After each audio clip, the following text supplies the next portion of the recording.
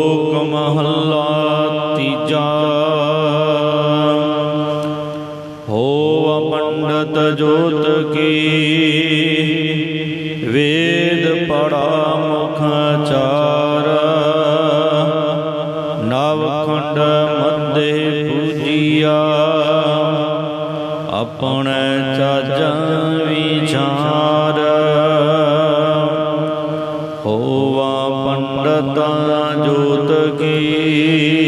ਵਾਹਿਗੁਰੂ ਜੀ ਕਾ ਖਾਲਸਾ, ਵਾਹਿਗੁਰੂ ਜੀ ਕੀ ਫਤਿਹ। ਕੋਟ ਬ੍ਰਹਮੰਡਾਂ ਦੇ ਮਾਲਕ, ਜੁਗ ਜੁਗ ਅਟਲ ਸ਼ਬਦਾ ਅਵਤਾਰ।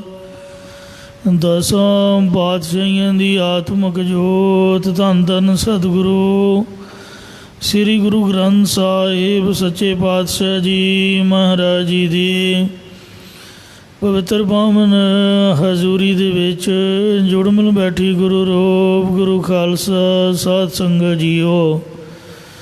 ਆਓ ਬੜੇ ਪਿਆਰ ਯਾਰ ਸਤਿਕਾਰ ਦੇ ਨਾਲ ਅੰਮ੍ਰਿਤ ਬਾਣੀ ਹਰ ਹਰ ਤੇਰੀ ਸੁਣ ਸੁਣ ਹੋਵੇ ਪਰਮ ਗਤ ਮੇਰੀ। ਜਲਨ ਬੁਝੀ ਸੀਤਲ ਹੋਏ ਮਨੁਆ, ਸਤਿਗੁਰ ਕਾ ਦਰਸ਼ਨ ਪਾਏ ਜੀਓ। ਸਤਿਗੁਰਾਂ ਦੀ ਪਵਿੱਤਰ ਅੰਮ੍ਰਿਤ ਬਾਣੀ ਦੀ ਕਥਾ ਵਿਚਾਰ ਵਿਆਖਿਆ, ਸੋ ਸਰਵਣ ਕਰਕੇ ਲਾਭ ਪ੍ਰਾਪਤ ਕਰੋ ਜੀ। ਇੱਕ ਵਾਰ ਉਚਾਰਨ ਕਰੋ ਸਤਨਾਮ ਸ੍ਰੀ ਵਾਹਿਗੁਰੂ ਜੀ। ਸਤਨਾਮ ਸ੍ਰੀ ਵਾਹਿਗੁਰੂ ਸਾਹਿਬ ਜੀਓ। ਸ਼ਲੋਕ ਮਹੱਲਾ ਤੀਜਾ। ਤੀਜੇ ਪਾਤਸ਼ਾਹ ਧੰਨ ਧੰਨ ਸਤਿਗੁਰੂ ਸ੍ਰੀ ਗੁਰੂ ਅਮਰਦਾਸ ਸਾਹਿਬ ਜੀ ਮਹਾਰਾਜ ਮਾਰੂ ਦੀ ਵਾਰ ਵਿੱਚ ਇਹ 11ਵਾਂ ਸ਼ਲੋਕ ਉਚਾਰਨ ਕਰ ਰਹੇ ਹਨ। ਇੱਕ ਬੇਣੀ ਨਾਮੇ ਪੰਡਤ ਸਤਿਗੁਰਾਂ ਦੇ ਪਾਸ ਆਇਆ ਅਤੇ ਨਮਸਕਾਰ ਕਰਕੇ ਉਹਨੇ ਕਿਹਾ ਕਿ ਮਹਾਰਾਜ ਜੀ, ਤੁਸੀਂ ਸਿੱਖਾਂ ਨੂੰ ਕੁਝ ਵਿਦਿਆ ਜਾਂ ਜੋਤਿਸ਼ ਆਦਿਕ ਵੀ ਸਿਖਾਇਆ ਕਰੋ। ਇਹ ਸੁਣ ਕੇ ਸਤਿਗੁਰੂ ਜੀ ਨੇ ਉਹਦੇ ਪਰਥਾਏ ਇਹ ਸ਼ਬਦ ਉਚਾਰਨ ਕਰਕੇ ਸਰਬ ਸਾਂਝਾ ਉਪਦੇਸ਼ ਬਖਸ਼ਿਸ਼ ਕੀਤਾ ਹੈ। ਹੋਵਾ ਪੰਡਤਾ ਜੋਤ ਕੀ। ਇਹ ਭਾਈ, ਜੇਕਰ ਵਿਦਵਾਨ ਅਤੇ ਜੋਤਸ਼ੀ ਹੋ ਜਾਈਏ, ਵੇਦ ਪੜਾ ਮੁਖ ਚਾਰ। ਅਤੇ ਮੂੰਹ ਕੰਠ ਹੀ ਚਾਰੇ ਵੇਦਾਂ ਨੂੰ ਪੜ੍ਹਨਾ ਕਰੀਏ। ਨਵਖੰਡ ਮੱਧੇ ਪੂਜੀਆ, ਸੋ 9 ਖੰਡਾਂ ਦੇ ਵਿੱਚ ਪੂਜੇ ਜਾਈਏ। ਆਪਣੇ ਚੱਜ ਵਿਚਾਰ। ਆਪ ਦੇ ਕਰਤੱਵਾਂ ਦੇ ਵਿਚਾਰ ਕਰਕੇ 9 ਖੰਡਾਂ ਦੇ ਵਿੱਚ ਪੂਜੇ ਜਾਈਏ। ਮਤ ਸੱਚਾ ਅੱਖਰ ਭੁੱਲ ਜਾਏ। ਇਹ ਭਾਈ, ਇਹਨਾਂ ਕੰਮਾਂ ਵਿੱਚ ਲੱਗੀਆਂ ਮਤਾਂ ਕਦੇ ਸੱਚਾ ਨਾਮ ਰੂਪੀ ਅੱਖਰ ਭੁੱਲ ਜਾਵੇ। ਚੌਕੈ ਪਿਟੈ ਨਾ ਕੋਏ। ਜਿਸ ਕਰਕੇ ਮੇਰੇ ਹਿਰਦੇ ਰੂਪ ਚੌਂਕੇ ਵਿੱਚ ਕੋਈ ਸ਼ੁਭ ਗੁਣ ਪ੍ਰਵੇਸ਼ ਨਾ ਹੋਵੇ। ਭਾਵ, ਜੇਕਰ ਸੱਚਾ ਨਾਮ ਚੇਤੇ ਰਹੇਗਾ ਤਾਂ ਕੋਈ ਵੀ ਔਗਣ ਅੰਦਰ ਪ੍ਰਵੇਸ਼ ਨਹੀਂ ਕਰ ਸਕੇਗਾ। ਝੂਠੇ ਚੌਕੇ ਨਾਨਕਾ। ਸਤਿਗੁਰੂ ਸਾਹਿਬ ਜੀ ਕਥਨ ਕਰਦੇ ਨੇ ਕਿ ਬਾਹਰਲੇ ਚੌਂਕੇ ਆਦਿਕ ਲਕੀਰਾਂ ਕੱਢ ਕੇ ਸੋਚੇ ਰੱਖਣੇ ਸਭ ਝੂਠੇ ਨੇ। ਇਸੇ ਪ੍ਰਕਾਰ ਝੂਠੇ ਚੌਕੇ ਨਾਨਕਾ। ਕਾਮ ਕ੍ਰੋਧ ਵਾਲੀ ਅੰਤਕਰਨ ਰੂਪ ਚੌਂਕੇ ਝੂਠੇ ਹਨ। ਸੱਚਾ ਏਕੋ ਸੋਏ। ਉਹ ਅਦਵੈਤ ਸਰੂਪ ਪਰਮੇਸ਼ਰ ਇੱਕੋ ਇੱਕ ਕੇਵਲ ਵਾਹਿਗੁਰੂ ਹੀ ਸੱਚਾ ਹੈ। ਮਹੱਲਾ ਤੀਜਾ। ਪਾਤਸ਼ਾਹ ਸਤਿਗੁਰੂ ਅਮਰਦਾਸ ਸਾਹਿਬ ਜੀ ਮਹਾਰਾਜ ਫਰਮਾਨ ਕਰਦੇ ਹਨ। ਆਪੇ ਉਪਾਏ ਕਰੀ ਆਪਾ, ਉਹ ਪਰਮਾਤਮਾ ਆਪ ਹੀ ਪੰਜਾਂ ਤੱਤਾਂ ਨੂੰ ਪੈਦਾ ਕਰਦਾ ਹੈ। ਆਪੇ ਨਦਰ ਕਰੇ, ਆਪ ਹੀ ਚਾਰੇ ਖਾਣੀਆਂ ਦੇ ਜੀਵ ਪੈਦਾ ਕਰਦਾ ਹੈ ਅਤੇ ਆਪ ਹੀ ਜੀਵਨ ਦੇ ਉੱਪਰ ਕਿਰਪਾ ਦ੍ਰਿਸ਼ਟੀ ਕਰਦਾ ਹੈ। ਆਪੇ ਦੇ ਵਡਿਆਈਆਂ, ਉਹ ਬ੍ਰਹਮ ਗਿਆਨ ਆਪਣੇ ਸਰੂਪ ਵਿੱਚ ਅਭੇਦ ਕਰਨ ਨੂੰ ਵਡਿਆਈਆਂ ਪਰਮਾਤਮਾ ਆਪ ਹੀ ਦੇਣਾ ਕਰਦਾ ਹੈ। ਕਹੋ ਨਾਨਕ ਸੱਚਾ ਸੋਏ, ਸਤਿਗੁਰੂ ਸਾਹਿਬ ਜੀ ਕਥਨ ਕਰਦੇ ਨੇ ਕਿ ਉਹ ਸੱਚਾ ਪਰਮਾਤਮਾ ਆਪ ਹੀ ਵਡਿਆਈਆਂ ਦਿੰਦਾ ਹੈ। ਕਰਤੇ ਹੱਥ ਵਡਿਆਈਆਂ ਜੈ ਭਾਵੈ ਤੈ ਦੇ। ਪੌੜੀ ਤੀਜੇ ਪਾਤਸ਼ਾਹ ਸਤਿਗੁਰੂ ਅਮਰਦਾਸ ਸਾਹਿਬ ਜੀ ਉਚਾਰ ਰਹੇ ਹਨ। ਕੰਟਕ ਕਾਲ ਏਕ ਹੈ, ਇੱਕ ਕਾਲ ਹੀ ਐਸਾ ਦੁਖਦਾਈ ਹੈ ਕਿ ਹੋਰ ਕੰਟਕੋ ਨਾ ਸੂਝੈ, ਜਿਸ ਵਰਗਾ ਕੋਈ ਹੋਰ ਦੁਖਦਾਈ ਦਿਖਦਾ ਨਹੀਂ ਹੈ। ਅਫਰਿਓ ਜਗ ਮਹਿ ਵਰਤਦਾ, ਇਹ ਕਾਲ ਹੰਕਾਰ ਨਾਲ ਆਫਰਿਆ ਹੋਇਆ ਅਮੋੜ ਹੀ ਜਗਤ ਵਿੱਚ ਵਿਚਰਦਾ ਚੱਲਦਾ ਹੈ। ਪਾਪੀ ਸਿਉ ਲੂਜੈ, ਅਤੇ ਪਾਪੀ ਮੰਦ ਕਰਮੀਆਂ ਦੇ ਨਾਲ ਝਗੜਦਾ ਹੈ। ਪਾਪੀਆਂ ਨੂੰ ਬੁਰੀ ਤਰ੍ਹਾਂ ਮਾਰਦਾ ਹੈ। ਗੁਰ ਸਬਦੀ ਹਰ ਭੇਟੀਐ, ਗੁਰਾਂ ਦੇ ਉਪਦੇਸ਼ ਨਾਲ ਪਰਮੇਸ਼ਰ ਦੇ ਚਰਨਾਂ ਵਿੱਚ ਆਪਣੇ ਮਨ ਨੂੰ ਮਿੰਨ ਲਈਏ। ਹਰ ਜਪ ਹਰ ਬੂਝੈ, ਅਤੇ ਹਰੀ ਪਰਮੇਸ਼ਰ ਦਾ ਨਾਮ ਜਪ ਕਰਕੇ ਹਰੀ ਪਰਮੇਸ਼ਰ ਨੂੰ ਬੁੱਝ ਨਾ ਕਰੀਏ। ਸੋ ਹਰ ਸਰਨਾਈ ਛੁਟੀਐ, ਇਉਂ ਪ੍ਰਭੂ ਨੂੰ ਬੁੱਝ ਕੇ ਸੋ ਪਰਮੇਸ਼ਰ ਦੀ ਸ਼ਰਨ ਵਿੱਚ ਪੈ ਕੇ ਕਾਲ ਦੇ ਭੈ ਤੋਂ ਛੁੱਟ ਜਾਈਦਾ ਹੈ। ਜੋ ਮਨ ਸਿਉ ਜੂਝੈ, ਜਿਹੜਾ ਮਨੁੱਖ ਆਪਣੇ ਮਨ ਦੇ ਨਾਲ ਜੂਝਦਾ ਹੈ, ਮਨ ਸਿਉ ਜੂਝ ਮਰੈ ਪ੍ਰਭ ਪਾਏ। ਜਿਹੜਾ ਮਨ ਦੇ ਨਾਲ ਜੂਝ ਕੇ ਮਰਦਾ ਹੈ, ਮਨ ਨੂੰ ਮਾਰਦਾ, ਉਹੀ ਪ੍ਰਭੂ ਨੂੰ ਪਾਉਂਦਾ ਹੈ। ਇਉਂ ਪਰਮੇਸ਼ਰ ਦੀ ਸ਼ਰਨ 'ਚ ਪੈ ਕੇ ਕਾਲ ਦੇ ਭੈ ਤੋਂ ਛੁੱਟ ਗਿਆ ਹੈ। ਮਨ ਵਿਚਾਰ ਹਰ ਜਪ ਕਰੇ, ਜੋ ਮਨੁੱਖ ਆਪਣੇ ਮਨ ਹਿਰਦੇ ਵਿੱਚ ਵਿਚਾਰ ਕਰਕੇ ਹਰੀ ਪਰਮੇਸ਼ਰ ਦੇ ਨਾਮ ਦਾ ਜਾਪ ਕਰਦਾ ਹੈ। ਹਰ ਦਰਗਹ ਹੈ ਸੀਜੈ, ਉਹ ਹਰੀ ਪਰਮੇਸ਼ਰ ਦੀ ਦਰਗਾਹ ਦੇ ਵਿੱਚ ਮੁਕਤੀ ਪ੍ਰਾਪਤ ਕਰ ਲੈਂਦਾ ਹੈ।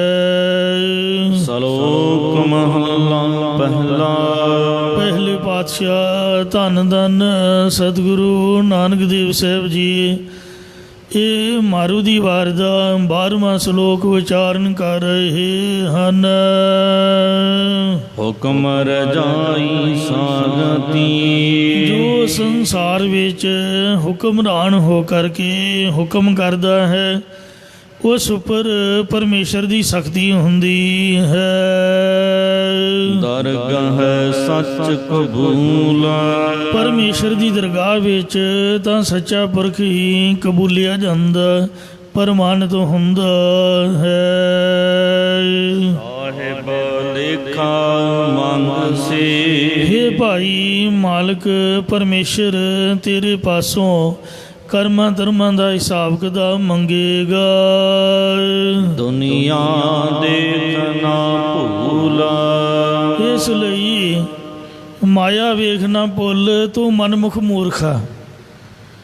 ਇਹ ਮਨਮੁਖ ਮੂਰਖਾ, ਤੂੰ ਇਹ ਮਾਇਆ ਨੂੰ ਵੇਖ ਕੇ ਕਦੀ ਵੀ ਨਾ ਭੁੱਲ। ਇਹ ਜਿਹੜੀ ਦੁਨੀਆ, ਇਹ ਜਿਹੜੀ ਮਾਇਆ ਹੈ, ਇਹ ਜਿਹੜਾ ਸੰਸਾਰ ਹੈ, ਸੋ ਇਹ ਹਮੇਸ਼ਾ ਰਹਿਣ ਵਾਲਾ ਨਹੀਂ ਹੈ। ਆਪਣੇ ਸਰੂਪ ਤੋਂ ਕਦੀ ਵੀ ਤੂੰ ਨਾ ਭੁੱਲ। ਦਿਲ ਦਰਵਾਨੀ ਜੋ ਕਰੇ, ਜੋ ਮਨੁੱਖ ਦਿਲ ਦੀ ਦਰਮਾਨਚੀ ਕਰਦਾ ਹੈ, ਭਾਵ ਜਿਵੇਂ ਚੌਂਕੀਦਾਰ ਪਹਿਰਾ ਦਿੰਦਾ ਹੈ, ਇਉਂ ਆਪਣੇ ਮਨ ਉੱਪਰ ਜੋ ਪਹਿਰਾ ਦਿੰਦਾ ਹੈ। ਦਰਵੇਸੀ ਦਿਲ ਰਾਸ, ਉਸ ਸੱਚੇ ਮਨ ਵਾਲੇ ਦੀ ਹੀ ਅਸਲੀ ਫਕੀਰੀ ਹੈ। ਸੋ ਫਕੀਰ ਬਣਨਾ ਬੜਾ ਔਖਾ ਹੈ।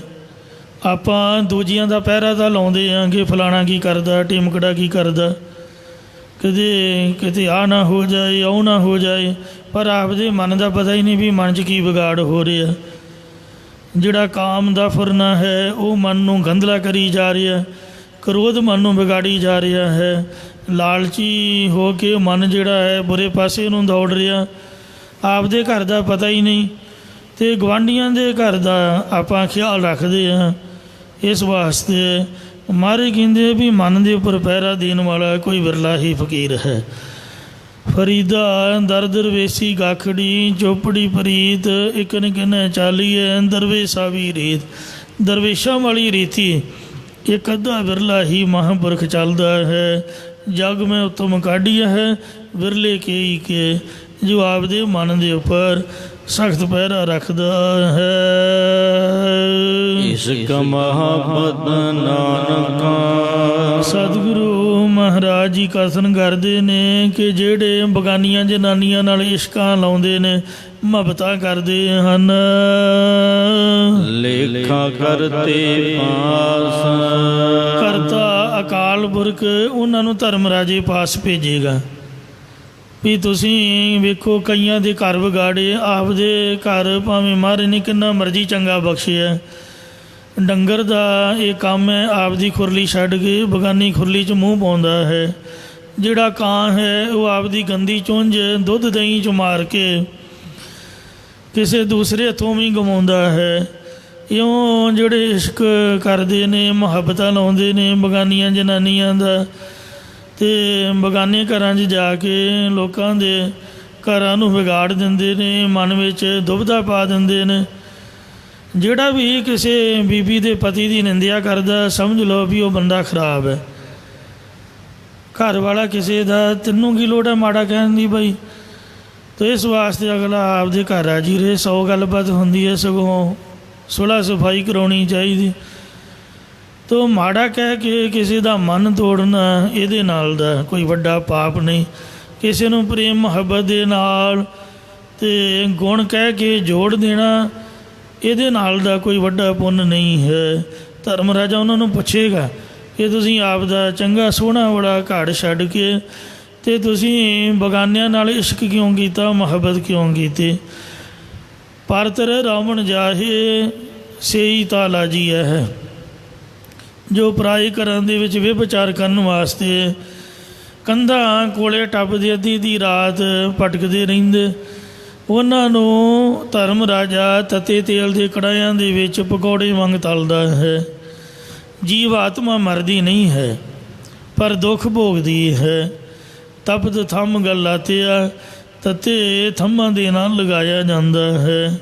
ਇਸ ਵਾਸਤੇ ਮਹਾਰਾਜ ਕਹਿੰਦੇ ਨੇ ਕਿ ਕਰਤਾ ਪੁਰਖ ਨੇ ਉਹਨਾਂ ਦਾ ਲੇਖਾ ਧਰਮ ਰਾਜੇ ਕੋਲ ਭੇਜ ਦਿੱਤਾ ਵੀ ਤੂੰ ਇਹਨਾਂ ਨੂੰ ਦੰਡ ਦੇ, ਪਾਪੀਆਂ ਨੂੰ ਉਹਨਾਂ ਦੇ ਇੱਥੇ ਰਹਿਣ ਚੁਣ ਨਰਕ ਘੋਰ ਚਾਲੀਆਂ।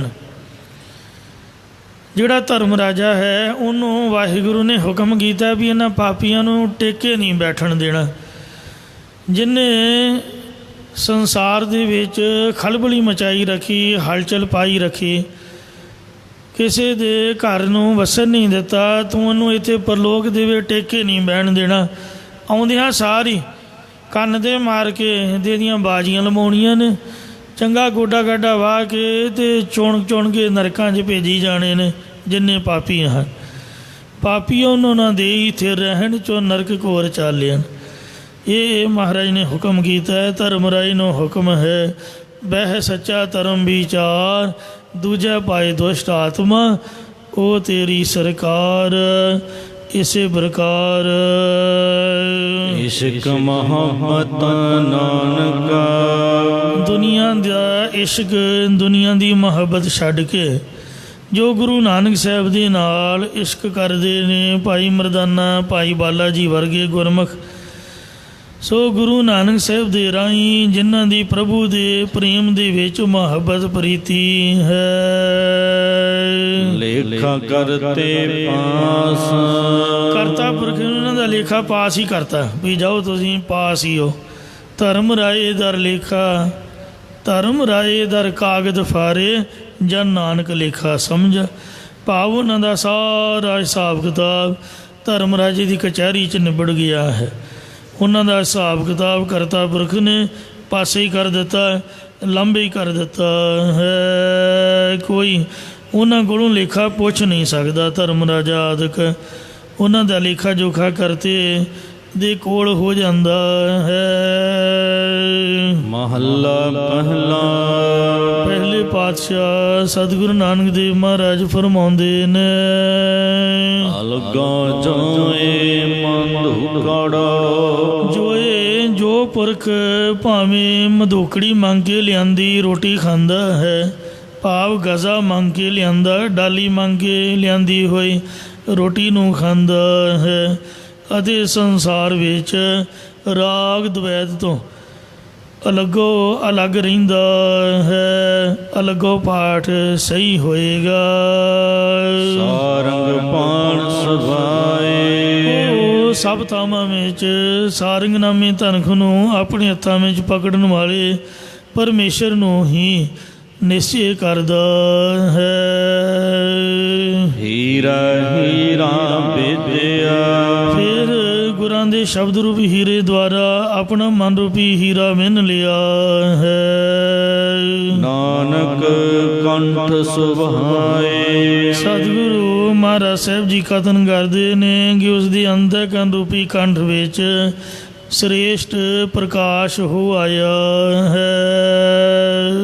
ਅਲਗਾ ਜੋਏ ਮੰਧੂਕੜਾ ਇਸੇ ਤਰ੍ਹਾਂ ਮਹੱਲਾ ਪਹਿਲਾ ਪਹਿਲੇ ਪਾਤਸ਼ਾਹ ਸਤਿਗੁਰੂ ਨਾਨਕ ਦੇਵ ਸਾਹਿਬ ਜੀ ਫਰਮਾਉਂਦੇ ਨੇ ਕਿ ਉਸ ਪਰਮੇਸ਼ਰ ਨੂੰ ਸਭ ਪਾਪਾ ਪੁੰਨਾਂ ਤੋਂ ਅਲੱਗ ਸੁਤੰਤਰ ਦੇਖਣਾ ਕਰ। ਸਾਰੰਗ ਪਾਣ ਸਭਾਏ ਉਸ ਦੀ ਪ੍ਰਾਪਤੀ ਆਪਣੇ ਮਧੂ ਕੜੋ ਮਧੂ ਦੈਂਦ ਵਰਗੇ ਹੰਕਾਰੀ ਮਨ ਨੂੰ ਸਮਦਮ ਸਾਧਨਾਂ ਦੁਆਰਾ ਕੱਢਣਾ ਰੋਕਣਾ ਕਰ। ਜਾਂ ਜਿਵੇਂ ਭੌਰਾ ਫੁੱਲਾਂ ਆਦਿਕ ਦਾ ਰਸ ਗ੍ਰਹਿਣ ਕਰਦਾ, ਇਹ ਆਪਣੇ ਮਨ ਨੂੰ ਭੌਰਾ ਬਣਾ ਕੇ ਸਾਰੇ ਵੇਦਾਂ ਸ਼ਾਸਤਰਾਂ ਦੇ ਸਿਧਾਂਤ ਰੂਪ ਰਸ ਨੂੰ ਗ੍ਰਹਿਣ ਕਰ। ਫਿਰ ਸਾਰ ਅੰਗ ਪਾਣ, ਜੋ ਹੱਥ ਆਦਿਕ ਅੰਗਾਂ ਵਿੱਚ ਸ੍ਰੇਸ਼ਟਤਾ ਹੀ ਦੇਣ ਵਾਲਾ ਪਰਮੇਸ਼ਰ ਹੈ, ਉਸ ਨੂੰ ਸਭ ਥਾਵਾਂ ਦੇ ਵਿੱਚ ਵਿਆਪਕ ਨਿਸ਼ਚੈ ਕਰ। ਪੌੜੀ ਹੀਰਾ ਹੀਰਾ ਹੀਰਾ ਹੀਰਾ ਵਿਦਿਆ ਹੀਰਾ ਭਾਵ ਜੀਵਾਤਮਾ ਅਤੇ ਹੀਰਾ ਭਾਵ ਈਸ਼ਰ, ਅਰਥਾਤ ਜੀਵ ਇਸ ਦੇ ਤਤਵੰਗ ਪਦ ਦਾ ਸੰਸ਼ੋਧਨ ਕਰਕੇ ਆਸਪਦ ਰੂਪ ਬ੍ਰਹਮ ਦੇ ਵਿੱਚ ਮਿਲਣ ਕਰੇ। ਨਾਨਕ ਕੰਠ ਸੁਭਾਏ ਸਤਿਗੁਰੂ ਮਹਾਰਾਜ ਸਾਹਿਬ ਜੀ ਕਥਨ ਕਰਦੇ ਨੇ ਕਿ ਇਉਂ ਉਹ ਪ੍ਰਭੂ ਸੁਭਾਵਕ ਹੀ ਅਭੇਦ ਨਿਸ਼ਚੈ ਰੂਪ ਕੰਠ ਵਿੱਚ ਮੇਲ ਲੈਂਦਾ ਹੈ। ਪੌੜੀ ਤੀਜੇ ਪਾਤਸ਼ਾਹ ਸਤਿਗੁਰੂ ਅਮਰਦਾਸ ਸਾਹਿਬ ਜੀ ਉਚਾਰ ਰਹੇ ਹਨ, ਮਨ ਮੁਖ ਕਾਲ ਵਿਆਪਦਾ ਮਨਮੁਖ ਬੇਮੁਖ ਪੁਰਖਾਂ ਨੂੰ ਸਦਾ ਹੀ ਮੌਤ ਦਾ ਡਰ ਲੱਗਾ ਰਹਿੰਦਾ ਹੈ। ਮੋਹ ਮਾਇਆ ਲਾਗੇ ਕਿਉਂਕਿ ਉਹ ਸਦਾ ਮਾਇਆ ਦੇ ਮੋਹ ਵਿੱਚ ਲੱਗੇ ਰਹਿੰਦੇ ਹਨ।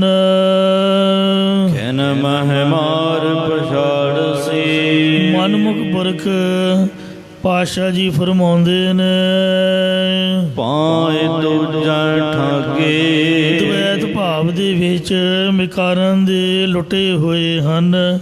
ਉਹਨਾਂ ਨੂੰ ਕਾਲ ਇੱਕ ਖਿਣ ਵਿੱਚ ਹੀ ਮਾਰ ਕੇ ਪਛਾੜ ਦਿੰਦਾ, ਭਾਵ ਨਾਸ਼ ਕਰ ਦਿੰਦਾ ਹੈ। ਫਿਰ ਵੇਲਾ ਹੱਥ ਨਾ ਆਵਈ। ਮੁੜ ਕੇ ਉਹਨਾਂ ਮਨਮੁਖਾਂ ਦੇ ਹੱਥ ਵਿੱਚ ਇਹ ਮਨੁੱਖਾ ਜਨਮ ਦਾ ਵੇਲਾ ਸਮਾਂ ਨਹੀਂ ਆਉਂਦਾ। ਜਮ ਕਾ ਡੰਡ ਲਾਗੇ। ਅਤੇ ਪਰਲੋਕ ਵਿੱਚ ਯਮਰਾਜ ਦਾ ਡੰਡਾ ਉਹਨਾਂ ਦੇ ਸਿਰ ਉੱਪਰ ਲੱਗਦਾ ਹੈ। ਤੈਨ ਜਮ ਡੰਡ ਨਾ ਲਗਾਈ। ਪਰੰਤੂ ਜਿਹੜੇ ਗੁਰਮੁਖ ਜੋ ਹਰ ਲਿਵ ਜਾਗੇ। ਹਰੀ ਪਰਮੇਸ਼ਰ ਦੀ ਲਿਵ ਪ੍ਰੀਤੀ ਜਾਂ ਪਰਮੇਸ਼ਰ ਵਿੱਚ ਆਪਣੇ ਚਿੱਤ ਦੀ ਬਿਰਤੀ ਜੋੜ ਕੇ ਗਿਆਨ ਅਵਸਥਾ ਵਿੱਚ ਜਾਗ ਪਏ ਨੇ, ਤਿੰਨਾਂ ਨੂੰ ਯਮਰਾਜ ਦਾ ਡੰਡਾ ਡੰਨ ਨਹੀਂ ਲੱਗਦਾ। ਫਿਰ ਉਹ ਐਸਾ ਨਿਸ਼ਚੈ ਕਰਦੇ ਹਨ ਕਿ ਸਭ ਤੇਰੀ ਤੁਧ ਛੁਡਾਵਣੀ। ਹੇ ਪ੍ਰਭੂ, ਸਾਰੀ ਸ੍ਰਿਸ਼ਟੀ ਤੇਰੀ ਹੀ ਪੈਦਾ ਕੀਤੀ ਹੋਈ ਹੈ। ਤੂੰ ਆਪ ਹੀ ਆਪਣੀ ਕਿਰਪਾ ਕਰਕੇ ਮਾਇਆ ਦੇ ਮੋਹ ਤੋਂ ਛੁਡਾਉਣੀ ਹੈ। ਸਭ ਤੁਧ ਲਾਗੇ। ਸਾਰੇ ਜੀਵ ਆਪੋ ਆਪਣੀ ਲਿਆਕਤ ਅਨੁਸਾਰ ਤੇਰੇ ਹੀ ਆਸਰੇ ਲੱਗੇ ਹੋਏ ਹਨ। ਸ਼ਲੋਕ ਮਹੱਲਾ ਪਹਿਲਾ। ਸ਼ਲੋਕ ਪਹਿਲੇ ਪਾਤਸ਼ਾਹ ਸਤਿਗੁਰੂ ਨਾਨਕ ਦੇਵ ਮਹਾਰਾਜ ਜੀ ਮਾਰੂ ਦੀ ਵਾਰ ਵਿੱਚ 13ਵੇਂ ਨੰਬਰ ਤੇ ਉਚਾਰ ਕੇ ਵੈਰਾਗ ਜਨਕ ਉਪਦੇਸ਼ ਬਖਸ਼ਿਸ਼ ਕਰ ਰਹੇ ਹਨ। ਸਰਬੇ ਜੋਇ ਅਗਛਮੀ। ਜੋ ਵੀ ਮਨੁੱਖ ਸੰਸਾਰ ਦੇ ਸਾਰੇ ਪਦਾਰਥਾਂ ਨੂੰ ਅਸਥਿਤ ਦੇਖਦਾ ਹੈ, ਦੁਖ ਕਨੇਰੋ ਆਥ। ਉਸ ਨੂੰ ਬਹੁਤ ਸਾਰਾ ਜੰਮਣ ਮਰਨ ਆਦਿਕ ਦਾ ਕਸ਼ਟ ਪ੍ਰਾਪਤ ਹੁੰਦਾ ਹੈ। ਇਸੇ ਪ੍ਰਕਾਰ ਸਰਬੇ ਜੋਇ ਅਗਛਮੀ। ਇਹ ਜੀਵ ਜਿਹੜੇ ਸਾਰੇ ਪਦਾਰਥ ਦੇਖ ਰਿਹਾ ਹੈ, ਇਹ ਸਭ ਅਵਿਸ਼ੇਸ਼ ਕਰਕੇ ਗਛਮੀ ਚਲੇ ਜਾਣੇ ਹਨ। ਦੁਖ ਕਨੇਰੋ ਆਥ। ਅਤੇ ਮਾਇਆ ਵਿੱਚ ਫਸੇ ਹੋਏ ਪੁਰਖ ਨੂੰ ਬਹੁਤਾ ਦੁੱਖ ਪ੍ਰਾਪਤ ਹੋਵੇਗਾ। ਕਲਰ ਲਾਦ ਸਰ ਲੰਘਣ। ਜਿਵੇਂ ਕਿਸੇ ਆਦਮੀ ਨੇ ਕੱਲਰ ਸ਼ੋਰਾ ਗੱਡਿਆਂ ਦੇ ਲਤਿਆ ਹੋਵੇ ਅਤੇ ਉਸਨੇ ਸਮੁੰਦਰ ਨੂੰ ਪਾਰ ਲੰਘਣਾ ਹੋਵੇ, ਲਾਭ ਨਾ ਪੂੰਜੀ ਸਾਥ। ਤਾਂ ਉਸ ਕੱਲਰ ਦੇ ਸਮੁੰਦਰ ਵਿੱਚ ਨਾ ਕੋਈ ਨਫਾ ਮਿਲੇਗਾ ਤੇ ਨਾ ਹੀ ਉਸ ਨਾਲ ਰਾਸ਼ੀ ਰੋਕੜੀ ਪ੍ਰਾਪਤ ਹੋਵੇਗੀ। ਇਸੇ ਪ੍ਰਕਾਰ ਕਲਰ ਲਾਦ ਸਰ ਲੰਘਣ। ਜੀਵ ਆਪਣੇ ਅੰਤःਕਰਨ ਰੂਪ ਗੱਡੇ ਉੱਪਰ ਵਿਸ਼ੇ ਵਕਾਰਾਂ ਰੂਪ ਪਾਪਾਂ ਰੂਪੀ ਕਲਰ ਲੱਦ ਕੇ ਸੰਸਾਰ ਸਮੁੰਦਰ ਤੋਂ ਕਿਵੇਂ ਪਾਰ ਲੰਘੇਗਾ? ਭਾਵ ਪਾਰ ਨਹੀਂ ਹੋਇਆ ਜਾਣਾ। ਲਾਭ ਨਾ ਪੂੰਜੀ ਸਾਥ। ਇਸ ਵਿਸ਼ੇ ਰੂਪ ਪਾਪਾਂ ਰੂਪੀ ਕਲਰ ਨਾਲ ਅੱਗੇ ਪਰਲੋਕ ਵਿੱਚ ਕੋਈ ਲਾਭ ਨਫਾ ਨਹੀਂ ਪ੍ਰਾਪਤ ਹੋਣਾ। ਤੇ ਪੂਜੀ ਇਹ ਟਿੱਪੀ ਤੋਂ ਬਗੈਰ ਹੈ, ਇਸ ਲਈ ਆਪਣੇ ਕੋਲੋਂ ਆਪਾਂ ਟਿੱਪੀ ਨਹੀਂ ਲਾ ਸਕਦੇ। ਨਾ ਲਾਭ ਤੇ ਨਾ ਪੂੰਜੀ ਸਾਥ। ਸਵਾਸਾਂ ਰੂਪੀ ਪੂੰਜੀ ਵੀ ਨਾਲ ਹੀ ਵਿਅਰਥ ਲੰਘ ਜਾਣੀ ਹੈ। ਭਾਵ ਜੀਵ ਕੋਲ ਨਾਮ ਰੂਪ ਪੂੰਜੀ ਨਾਲ ਨਾ ਹੋਣ ਕਰਕੇ ਆਤਮਾ ਆਨੰਦ ਰੂਪੀ ਉਹਨੂੰ ਲਾਭ ਪ੍ਰਾਪਤ ਨਹੀਂ ਹੋਵੇਗਾ। ਮਹੱਲਾ ਪਹਿਲਾ। ਪਹਿਲੇ ਪਾਤਸ਼ਾਹ ਧੰਨ ਧੰਨ ਸਤਿਗੁਰੂ ਨਾਨਕ ਦੇਵ ਸਾਹਿਬ ਜੀ ਮਹਾਰਾਜ ਸੋ ਪਾਵਨ ਉਪਦੇਸ਼ ਉਚਾਰ ਰਹੇ ਨੇ। ਪੂੰਜੀ ਸਾਚਾ ਨਾਮ ਤੋ। ਹੇ ਭਾਈ, ਤੂੰ ਇਹ ਨਿਸ਼ਚੈ ਕਰਕੇ ਮੇਰੇ ਕੋਲ ਪਰਮੇਸ਼ਰ ਦੇ ਸੱਚੇ ਨਾਮ ਦੀ ਰਾਸ਼ੀ ਹੋਵੇ। ਅਖੁੱਟਾ ਦਰਬ ਅਪਾਰ। ਜੋ ਬੇਅੰਤ ਪ੍ਰਭੂ ਦੀ ਪ੍ਰਾਪਤੀ ਕਰਾਉਣ ਵਾਲਾ ਨਾ ਮੁੱਕਣ ਵਾਲਾ ਧਨ ਹੈ, ਜਾਂ ਅਪਾਰ ਪ੍ਰਭੂ ਦੀ ਪ੍ਰਾਪਤੀ ਕਰਾਉਣ ਵਾਲਾ ਮੁੱਕਣ ਤੋਂ ਰਹਿਤ ਧਨ ਸੱਚੇ ਨਾਮ ਦੀ ਪੂੰਜੀ ਹੈ। ਹੇ ਭਾਈ, ਤੂੰ ਉਸ ਨੂੰ ਅੰਗੀਕਾਰ ਕਰ। ਨਾਨਕ ਵਖਰ ਨਿਰਮਲ। ਸਤਿਗੁਰੂ ਮਹਾਰਾਜ ਸਾਹਿਬ ਜੀ ਕਥਨ ਕਰਦੇ ਨੇ ਕਿ ਜਿਨ੍ਹਾਂ ਕੋਲ ਪਾਪਾਂ ਦੀ ਮੈਲ ਤੋਂ ਰਹਿਤ ਕਰਨ ਵਾਲਾ ਉਜਲ ਨਾਮ ਰੂਪੀ ਸੌਦਾ ਹੈ, ਉਹ ਤਤ ਬੇਤੇ ਮਹਾਤਮਾ ਰੂਪ। ਧਨ ਸਾਹੋ ਅਪਾਰ, ਸ਼ਾਹੂਕਾਰ ਵੀ ਧਨ ਦਾ ਯੋਗ ਨੇ ਤੇ ਉਸ ਦਾ ਵਪਾਰ ਕਰਨ ਵਾਲੇ ਜਗਿਆਸੂ ਵੀ ਧਨ ਦਾ ਯੋਗ ਹਨ। ਮਹੱਲਾ ਪਹਿਲਾ। ਪਹਿਲੇ ਪਾਤਸ਼ਾਹ ਸਤਿਗੁਰੂ ਨਾਨਕ ਦੇਵ ਸਾਹਿਬ ਜੀ ਫਰਮਾਨ ਕਰਦੇ ਨੇ, ਪੂਰਬ ਪ੍ਰੀਤ ਪਿਰਾਣ ਲੈ, ਹੇ ਭਾਈ ਤੂੰ ਪਰਮੇਸ਼ਰ ਦੀ ਪਹਿਲੀ ਪ੍ਰੀਤੀ ਪਹਿਚਾਨ ਲੈਣਾ ਕਰ। ਭਾਵ ਜਿਵੇਂ ਉਸ ਨੇ ਕਿਰਪਾ ਕਰਕੇ ਤੈਨੂੰ ਮਾਤਾ ਦੇ ਪੇਟ ਵਿੱਚ ਜਠਰਾਗਨੀ ਤੋਂ ਬਚਾ ਕੇ ਰੱਖਿਆ ਸੀ, ਉਹ ਤੂੰ ਪ੍ਰੀਤੀ ਪਹਿਚਾਨ ਕੇ ਤੂੰ ਸਵਾਸ ਸਵਾਸ ਨਾਮ ਜਪ ਕੇ ਪ੍ਰਭੂ ਨਾਲ ਪ੍ਰੀਤੀ ਕਰਦਾ ਸੀ, ਤਬ ਤਾਂ ਪ੍ਰਭੂ ਨੇ ਤੈਨੂੰ ਬਚਾਇਆ। ਜਾਂ ਪੂਰਬ ਪਹਿਲੀ ਬਾਲਕ ਅਵਸਥਾ ਤੋਂ ਹੀ ਵਾਹਿਗੁਰੂ ਦੀ ਪ੍ਰੀਤੀ ਪਹਿਚਾਨ ਲੈਣਾ ਕਰ। ਜਿਹੜਾ ਛੋਟੀ ਉਮਰੇ ਕੰਮ ਕਰ ਲੈਣਾ ਹੈ ਜਾਂ ਸਿੱਖ ਲੈਣਾ, ਉਹ ਵੱਡੀ ਉਮਰ 'ਚ ਜਾ ਕੇ ਨਹੀਂ ਹੁੰਦਾ। ਮੁੜ ਕੇ ਤਾਂ ਕਹਿੰਦੇ ਜਿਹੜਾ ਵੇਲਾ ਹੈ ਉਹ ਤਾਂ ਸਮਝ ਲਓ ਵੀ ਕੰਮ ਹੈ, ਅਤੇ ਕਵੇਲੇ ਦੀਆਂ ਟੱਕਰਾਂ ਤਾਂ ਟੱਕਰਾਂ ਹੀ ਮਾਰਨੀਆਂ ਨੇ, ਪੱਲੇ ਕੁਛ ਨਹੀਂ ਪੈਂਦਾ, ਨਾ ਕੁਛ ਯਾਦ ਹੁੰਦਾ ਹੈ, ਨਾ ਕੁਝ ਮਨ ਡਿੱਗਦਾ ਹੈ, ਤੋ ਦੁੱਖ ਆ ਕੇ ਘੇਰ ਲੈਂਦੇ ਹਨ। ਇਸ ਲਈ ਪਹਿਲੀ ਉਮਰੇ ਛੋਟੀ ਉਮਰ ਬਾਲਕ ਅਵਸਥਾ ਵਿੱਚ ਹੀ ਵਾਹਿਗੁਰੂ ਵਾਹਿਗੁਰੂ ਦਾ ਨਾਮ ਜਪ ਤੇ ਉਹਦੀ ਪ੍ਰੀਤੀ ਨੂੰ ਪਹਿਚਾਨ ਲੈ। ਮੋਟਾ ਠਾਕੁਰ ਮਾਣ, ਫਿਰ ਉਸ ਵੱਡੇ ਅਧਿਸ਼ਠਾਨ ਨੂੰ ਮਾਲਕ ਪ੍ਰਭੂ ਦੇ ਆਨੰਦ ਨੂੰ ਮਾਨਣਾ ਕਰੇਗਾ। ਗੁਜਰਾਤੀ ਬੋਲੀ ਵਿੱਚ ਮੋਟਾ ਵੱਡੇ ਨੂੰ ਕਹਿੰਦੇ ਨੇ। ਮਾਥਾ ਉਬੈ ਜਮ ਮਾਰਸੀ, ਉਸ ਦੀ ਪ੍ਰੀਤੀ ਤੋਂ ਬਿਨਾ ਮੱਥੇ ਭਾਵ ਸਿਰ ਉੱਪਰ ਖਲੋਤਾ ਯਮਰਾਜ ਡੰਡਾ ਮਾਰੇਗਾ। ਇਸੇ ਪ੍ਰਕਾਰ ਮਾਥਾ ਉਬੈ ਜਮ ਮਾਰਸੀ, ਮਾਤਾ ਦੇ ਗਰਭ ਦੇ ਵਿੱਚ ਉਲਟੇ ਮੱਥੇ ਭਾਵ ਸਿਰ ਭਾਰ ਲਮਕਦਾ ਹੋਇਆ ਜੰਮਦਾ ਅਤੇ ਮਰਦਾ ਰਹੇਗਾ। ਨਾਨਕ ਮਿਲਣ ਨਾਮ, ਸਤਿਗੁਰੂ ਮਹਾਰਾਜ ਸਾਹਿਬ ਜੀ ਕਥਨ ਕਰਦੇ ਕਿ ਪਰਮੇਸ਼ਰ ਦਾ ਨਾਮ ਹੀ ਉਸ ਪ੍ਰਭੂ ਦੇ ਨਾਲ ਮਿਲਾਉਣ ਵਾਲਾ ਹੈ। ਪੌੜੀ ਤੀਜੇ ਪਾਤਸ਼ਾਹ ਧੰਨ ਸਤਿਗੁਰੂ ਅਮਰਦਾਸ ਸਾਹਿਬ ਜੀ ਉਚਾਰ ਰਹੇ ਨੇ, ਆਪੇ ਪਿੰਡ ਸਵਾਰਿਓ ਨਾ, ਪਰਮੇਸ਼ਰ ਨੇ ਆਪ ਹੀ ਸਾਰੇ ਸਰੀਰ ਸੰਵਾਰਨਾ ਕੀਤੇ ਹਨ। ਵਿੱਚ ਨਵ ਨਿਧ ਨਾਮ, ਅਤੇ ਇਹਨਾਂ ਸਰੀਰਾਂ ਦੇ ਅੰਦਰ ਨੌ ਨਦੀਆਂ ਦੇਣ ਵਾਲਾ ਵਾਹਿਗੁਰੂ ਜੀ ਦਾ ਅੰਮ੍ਰਿਤ ਨਾਮ ਪਾਇਆ ਹੈ। ਨੌ ਨਿਧ ਅੰਮ੍ਰਿਤ ਪ੍ਰਭ ਕਾ ਨਾਮ, ਦੇਹੀ ਮੈਂ ਇਸਕਾ ਵਿਸਰਾਮ। ਅਸੀਂ ਬਾਹਰ ਨੂੰ ਭੱਜਦੇ ਹਾਂ, ਬਾਹਰ ਦੇ ਰਾਗ ਰੰਗ ਵੇਖਦੇ ਹਾਂ, ਜੇ ਅੰਦਰ ਵੜੀਏ ਤਾਂ ਇਹ ਨਾਮ ਦਾ ਖਜ਼ਾਨਾ ਪ੍ਰਾਪਤ ਹੋਵੇ। ਇੱਕ ਆਪੇ ਪਰਮ ਭੁਲਾਇਨ, ਇੱਕ ਮਨਮੁਖ ਆਪ ਹੀ ਪਰਮ ਦੇ ਵਿੱਚ ਵਾਹਿਗੁਰੂ ਜੀ ਨੇ ਭੁਲਾਉਣਾ ਕੀਤੇ ਹਨ। ਤਨ ਨਿਫਲ ਕਾਮ, ਤਿਨਾਂ ਦੇ ਸਾਰੇ ਕੰਮ ਨਿਫਲ ਵਿਅਰਥ ਹੀ ਹਨ।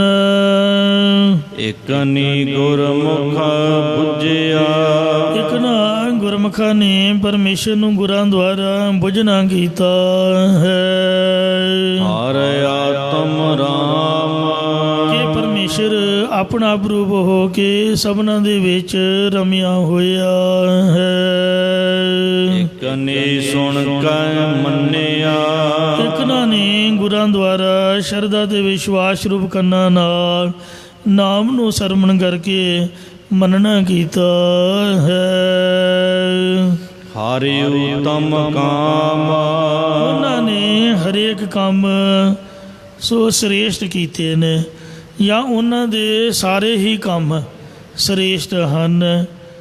ਤਿਨਕਾ ਖਾਧਾ ਪੈਦਾ ਮਾਇਆ ਸਭ ਪਵਿੱਤ ਹੈ, ਜੋ ਬੋਲੇ ਹੈ ਹਰ ਹਰ ਰਾਮ ਨਾਮ ਹਰ ਸਾਥੇ। ਤਿਨਕੇ ਤੁਰੇ जीर खुरगीर सब पवित है, जिन्हीं सेवक संत साध चढ़ जाते ਇਉਂ ਹਰੀ ਦੀ ਪ੍ਰਾਪਤੀ ਹੀ ਸਭਨਾ ਕੰਮਾਂ ਵਿੱਚੋਂ ਉੱਤਮ ਕੰਮ ਉਹਨਾਂ ਨੇ ਕੀਤਾ ਹੈ। ਸਭ ਤੇ ਉੱਤਮ ਹਰ ਕੀ ਕਥਾ, ਸਭ ਤੋਂ ਉੱਤਮ ਹਰੀ ਦੀ ਕਥਾ ਕੀਤੀ ਹੈ। ਅੰਤਰ ਹਰ ਰੰਗ ਉਪਜਿਆ, ਉਹਨਾਂ ਦੇ ਹਿਰਦਿਆਂ ਵਿੱਚ ਹਰੀ ਪਰਮੇਸ਼ਰ ਦਾ ਪ੍ਰੇਮ ਆਨੰਦ ਪੈਦਾ ਹੋਇਆ ਹੈ।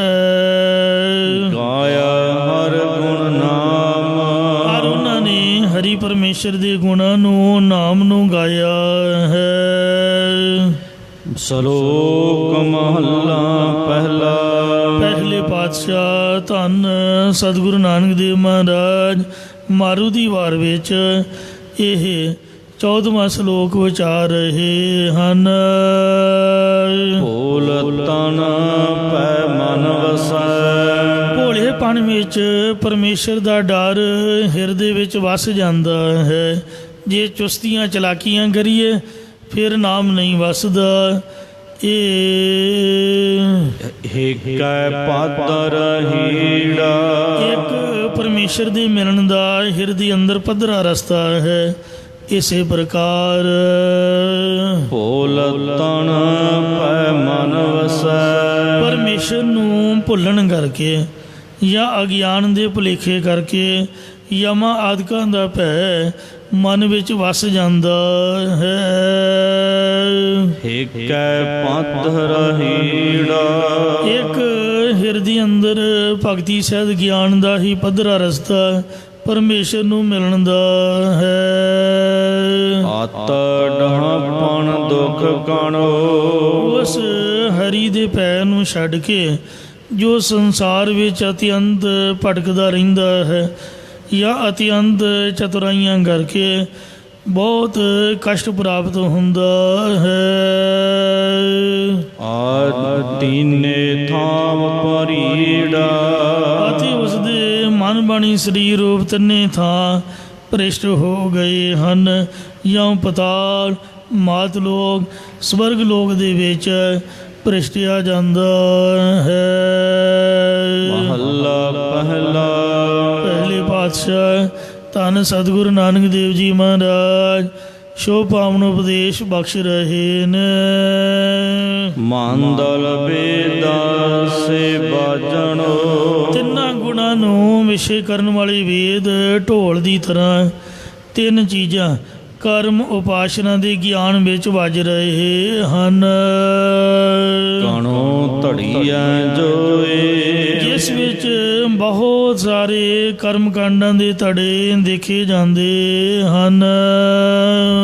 ਨਾਨਕਾ ਨਾਮ ਸੰਭਾਲ ਤੂੰ, ਸਤਿਗੁਰੂ ਮਹਾਰਾਜ ਸਾਹਿਬ ਜੀ ਕਥਨ ਕਰਦੇ ਨੇ ਕਿ ਇਹ ਭਾਈ ਤੂੰ ਪਰਮੇਸ਼ਰ ਦੇ ਨਾਮ ਨੂੰ ਸੰਭਾਲਣਾ ਕਰ, ਸਿਮਰਨਾ ਕਰ।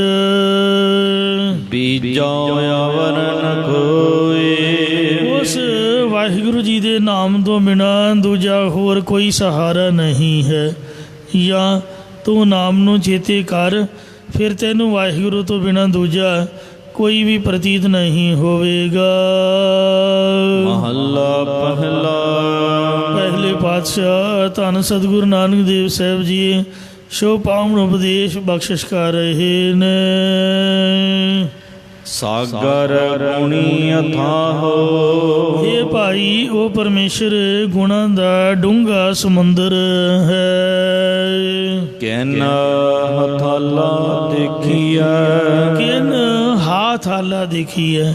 ਕਿਸ ਨੇ ਉਸ ਦੇ ਥਾਂ ਨੂੰ ਵੇਖਣਾ ਕੀਤਾ, ਭਾਵ ਉਸ ਦੀ ਗੰਭੀਰਤਾ ਨੂੰ ਕੋਈ ਵੀ ਨਹੀਂ ਵੇਖ ਸਕਦਾ।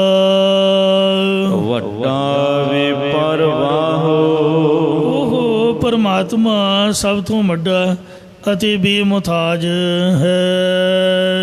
ਸਤਿਗੁਰ ਮਿਲੈ ਤਾਂ ਪਾਰ ਪਵਾ, ਜੇਕਰ ਸਤਿਗੁਰੂ ਜੀ ਮਿਲ ਪੈਣ ਤਾਂ ਹੀ ਪਾਰ ਪੈ ਸਕੀਦਾ ਹੈ, ਭਾਵ ਉਸ ਵਿੱਚ ਅਭੇਦ ਹੋ ਜਾਈਦਾ ਹੈ। ਇਸੇ ਪ੍ਰਕਾਰ ਸਾਗਰ ਗੁਣੀ ਅਥਾਹੋ, हे ਭਾਈ ਇਹ ਤ੍ਰੈ ਗੁਣੀ ਸੰਸਾਰ ਰੂਪ ਸਮੁੰਦਰ ਬੇਥਾ ਡੂੰਘਾ ਹੈ। ਕਿਨ ਹਥਾਲਾ ਦੇਖੀਐ, ਇਸ ਦਾ किस ने थल्ला वेखिया, भाव कोई भी अंत नहीं पा सकदा। ਵੱਡਾ ਵੇ ਪਰਵਾਹੋ जेकर वड्डा ते बेमुताज सतगुरु जी मिल पवे, ਸਤਿਗੁਰ ਮਿਲੈ ਤਾਂ ਪਾਰ ਪਵਾ। ताही ये संसार समुंदर तो पारले मुक्ति रूप किनारे उपर पै सकीदा है। ਮੱਝ ਪਾਰ ਦੁਖਾ ਬਦੁਖਾ ਇਹ ਸੰਸਾਰ ਦੁੱਖਾਂ ਹੀ ਦੁੱਖਾਂ ਵਿੱਚ ਭਰਿਆ ਹੋਇਆ ਹੈ, ਜਾਂ ਜੋ ਸੰਸਾਰ ਵਿੱਚ ਲੱਗੇ ਨੇ ਉਹਨਾਂ ਦਾ ਮੱਝ ਹਿਰਦਾ ਕਾਮ ਕ੍ਰੋਧ ਆਦਿਕ ਦੇ ਦੁੱਖ ਅਤੇ ਈਰਖਾ ਦੇ ਵਿਸ਼ੇਸ਼ ਕਰਕੇ ਦੁੱਖਾਂ ਨਾਲ ਭਰਿਆ ਪਿਆ ਹੈ। ਨਾਨਕ ਸੱਚੇ ਨਾਮ ਬਿਨਾ ਸਤਿਗੁਰੂ ਨਾਨਕ ਦੇਵ ਸਾਹਿਬ ਜੀ ਮਹਾਰਾਜ ਫਰਮਾਉਂਦੇ ਨੇ ਕਿ ਸੱਚੇ ਪਰਮੇਸ਼ਰ ਦੇ ਨਾਮ ਜਪੇ ਤੋਂ ਬਿਨਾ ਕਿਸੇ ਨਾ ਲੱਥੀ ਭੁੱਖਾ, ਕਿਸੇ ਦੀ ਵੀ ਆਸਾ ਤ੍ਰਿਸ਼ਨਾ ਰੂਪੀ ਭੁੱਖ ਨਹੀਂ ਲੱਥਦੀ, ਨਹੀਂ ਉਤਰਦੀ ਹੈ। ਪੌੜੀ ਤੀਜੇ ਪਾਤਸ਼ਾਹ ਸਤਿਗੁਰੂ ਅਮਰਦਾਸ ਸਾਹਿਬ ਜੀ ਫਰਮਾਨ ਕਰਦੇ ਹਨ, ਜਿਨੀ ਅੰਦਰ ਭਾਲਿਆ।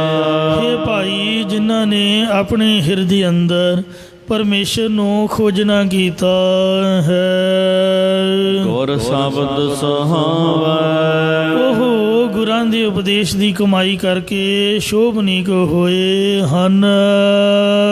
ਜੋ ਇਛਨ ਸੋ ਪਾਏ ਤੇ, ਜਿਹੜੇ ਪਰਮੇਸ਼ਰ ਦੇ ਨਾਮ ਨੂੰ ਹਰ ਨਾਮ ਤੇ ਆਵੈ। ਹਰੀ ਨਾਮ ਨੂੰ ਧਿਆਉਂਦੇ ਭਾਵ ਸਿਮਰਦੇ ਨੇ, ਉਹ ਜੋ ਕੁਝ ਵੀ ਇੱਛਾ ਕਰਦੇ ਚਾਹੁੰਦੇ ਨੇ ਉਹੀ ਕੁਝ ਪਦਾਰਥ ਪ੍ਰਾਪਤ ਕਰ ਲੈਂਦੇ ਹਨ।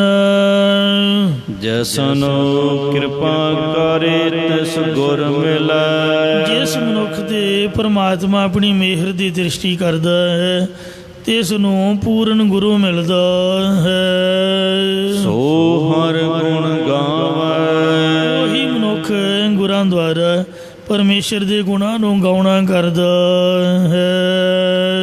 ਧਰਮ ਰਾਏ ਤਿਨ ਕਾ ਮਿਤ ਹੈ। ਧਰਮ ਰਾਜਾ ਤਿਨਾਂ ਦਾ ਮਿੱਤਰ ਰੂਪ ਹੈ। ਜਮ ਮਗ ਨਾ ਪਾਵੈ। ਉਹ ਉਹਨਾਂ ਨੂੰ ਜਮਾਂ ਦੇ ਰਸਤੇ ਵਿੱਚ ਨਹੀਂ ਪਾਉਂਦਾ, ਭਾਵ ਜੰਮਣ ਮਰਨ ਦੇ ਰਸਤੇ ਵਿੱਚ ਨਹੀਂ ਪਾਉਂਦਾ। ਹਰ ਨਾਮ ਤੇ ਆਵੈ ਦਿਨ ਰਾਤ। ਜਿਹੜੇ ਹਰੀ ਪਰਮੇਸ਼ਰ ਦੇ ਨਾਮ ਨੂੰ ਦਿਨ ਰਾਤ ਵਿੱਚ ਇੱਕ ਰਸ ਧਿਆਉਂਦੇ ਹਨ। ਹਰ ਨਾਮ ਸਮਾਵੈ।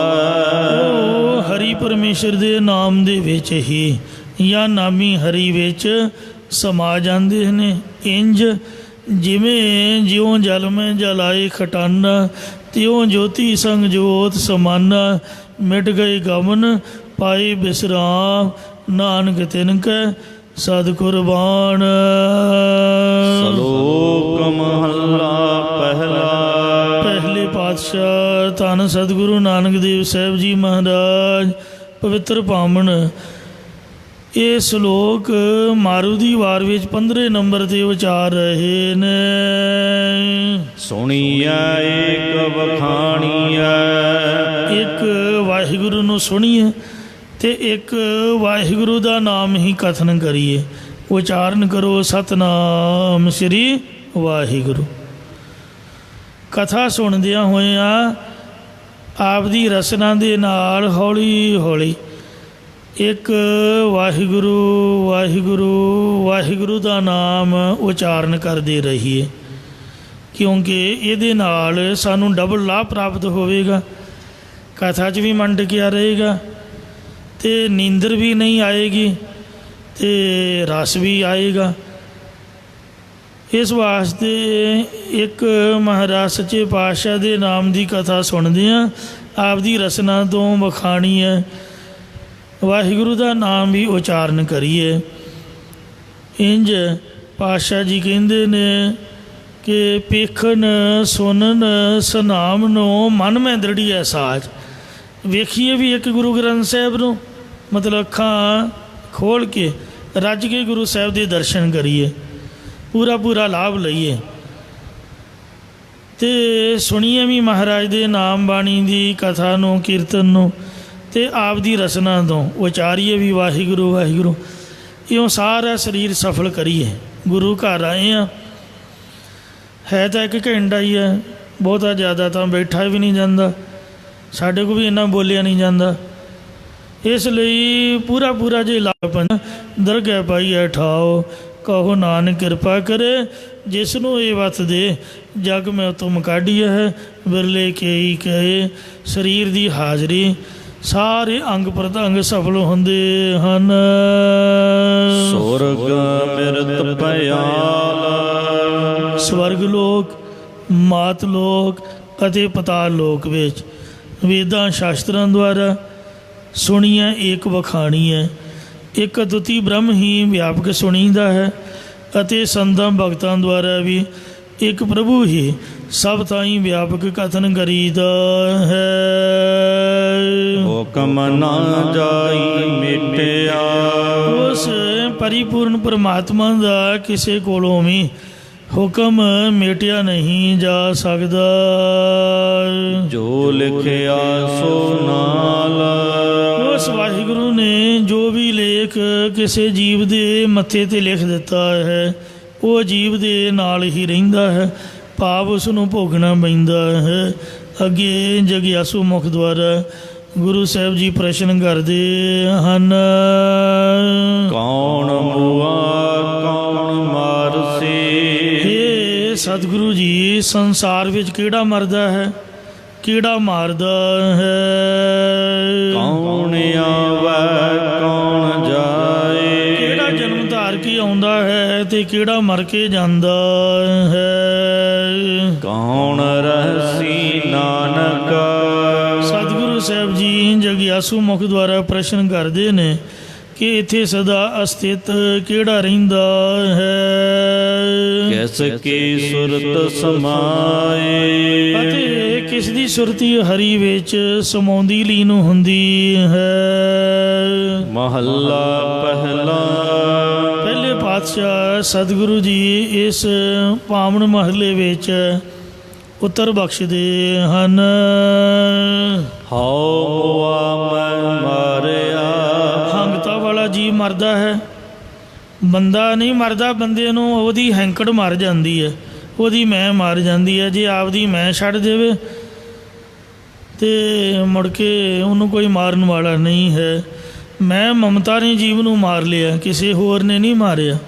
ਕਿਵੇਂ ਮਾਰਿਆ ਹੈ। ਪਵਨ ਵਹ ਦਰਿਆਓ, ਪਵਨ ਵਾਵੇ ਨਾਲ ਨਹੀਂ, ਊੜੇ ਨਾਲ ਹੈ। ਪੌਣ ਵਹਿ ਦਰਿਆਓ, ਜਿਵੇਂ ਦਰਿਆਵਾਂ ਦੇ ਵਿੱਚ ਹਵਾ ਵਗਦੀ ਹੈ ਤਾਂ ਲਹਿਰਾਂ ਪੈਦਾ ਹੋ ਜਾਂਦੀਆਂ ਨੇ।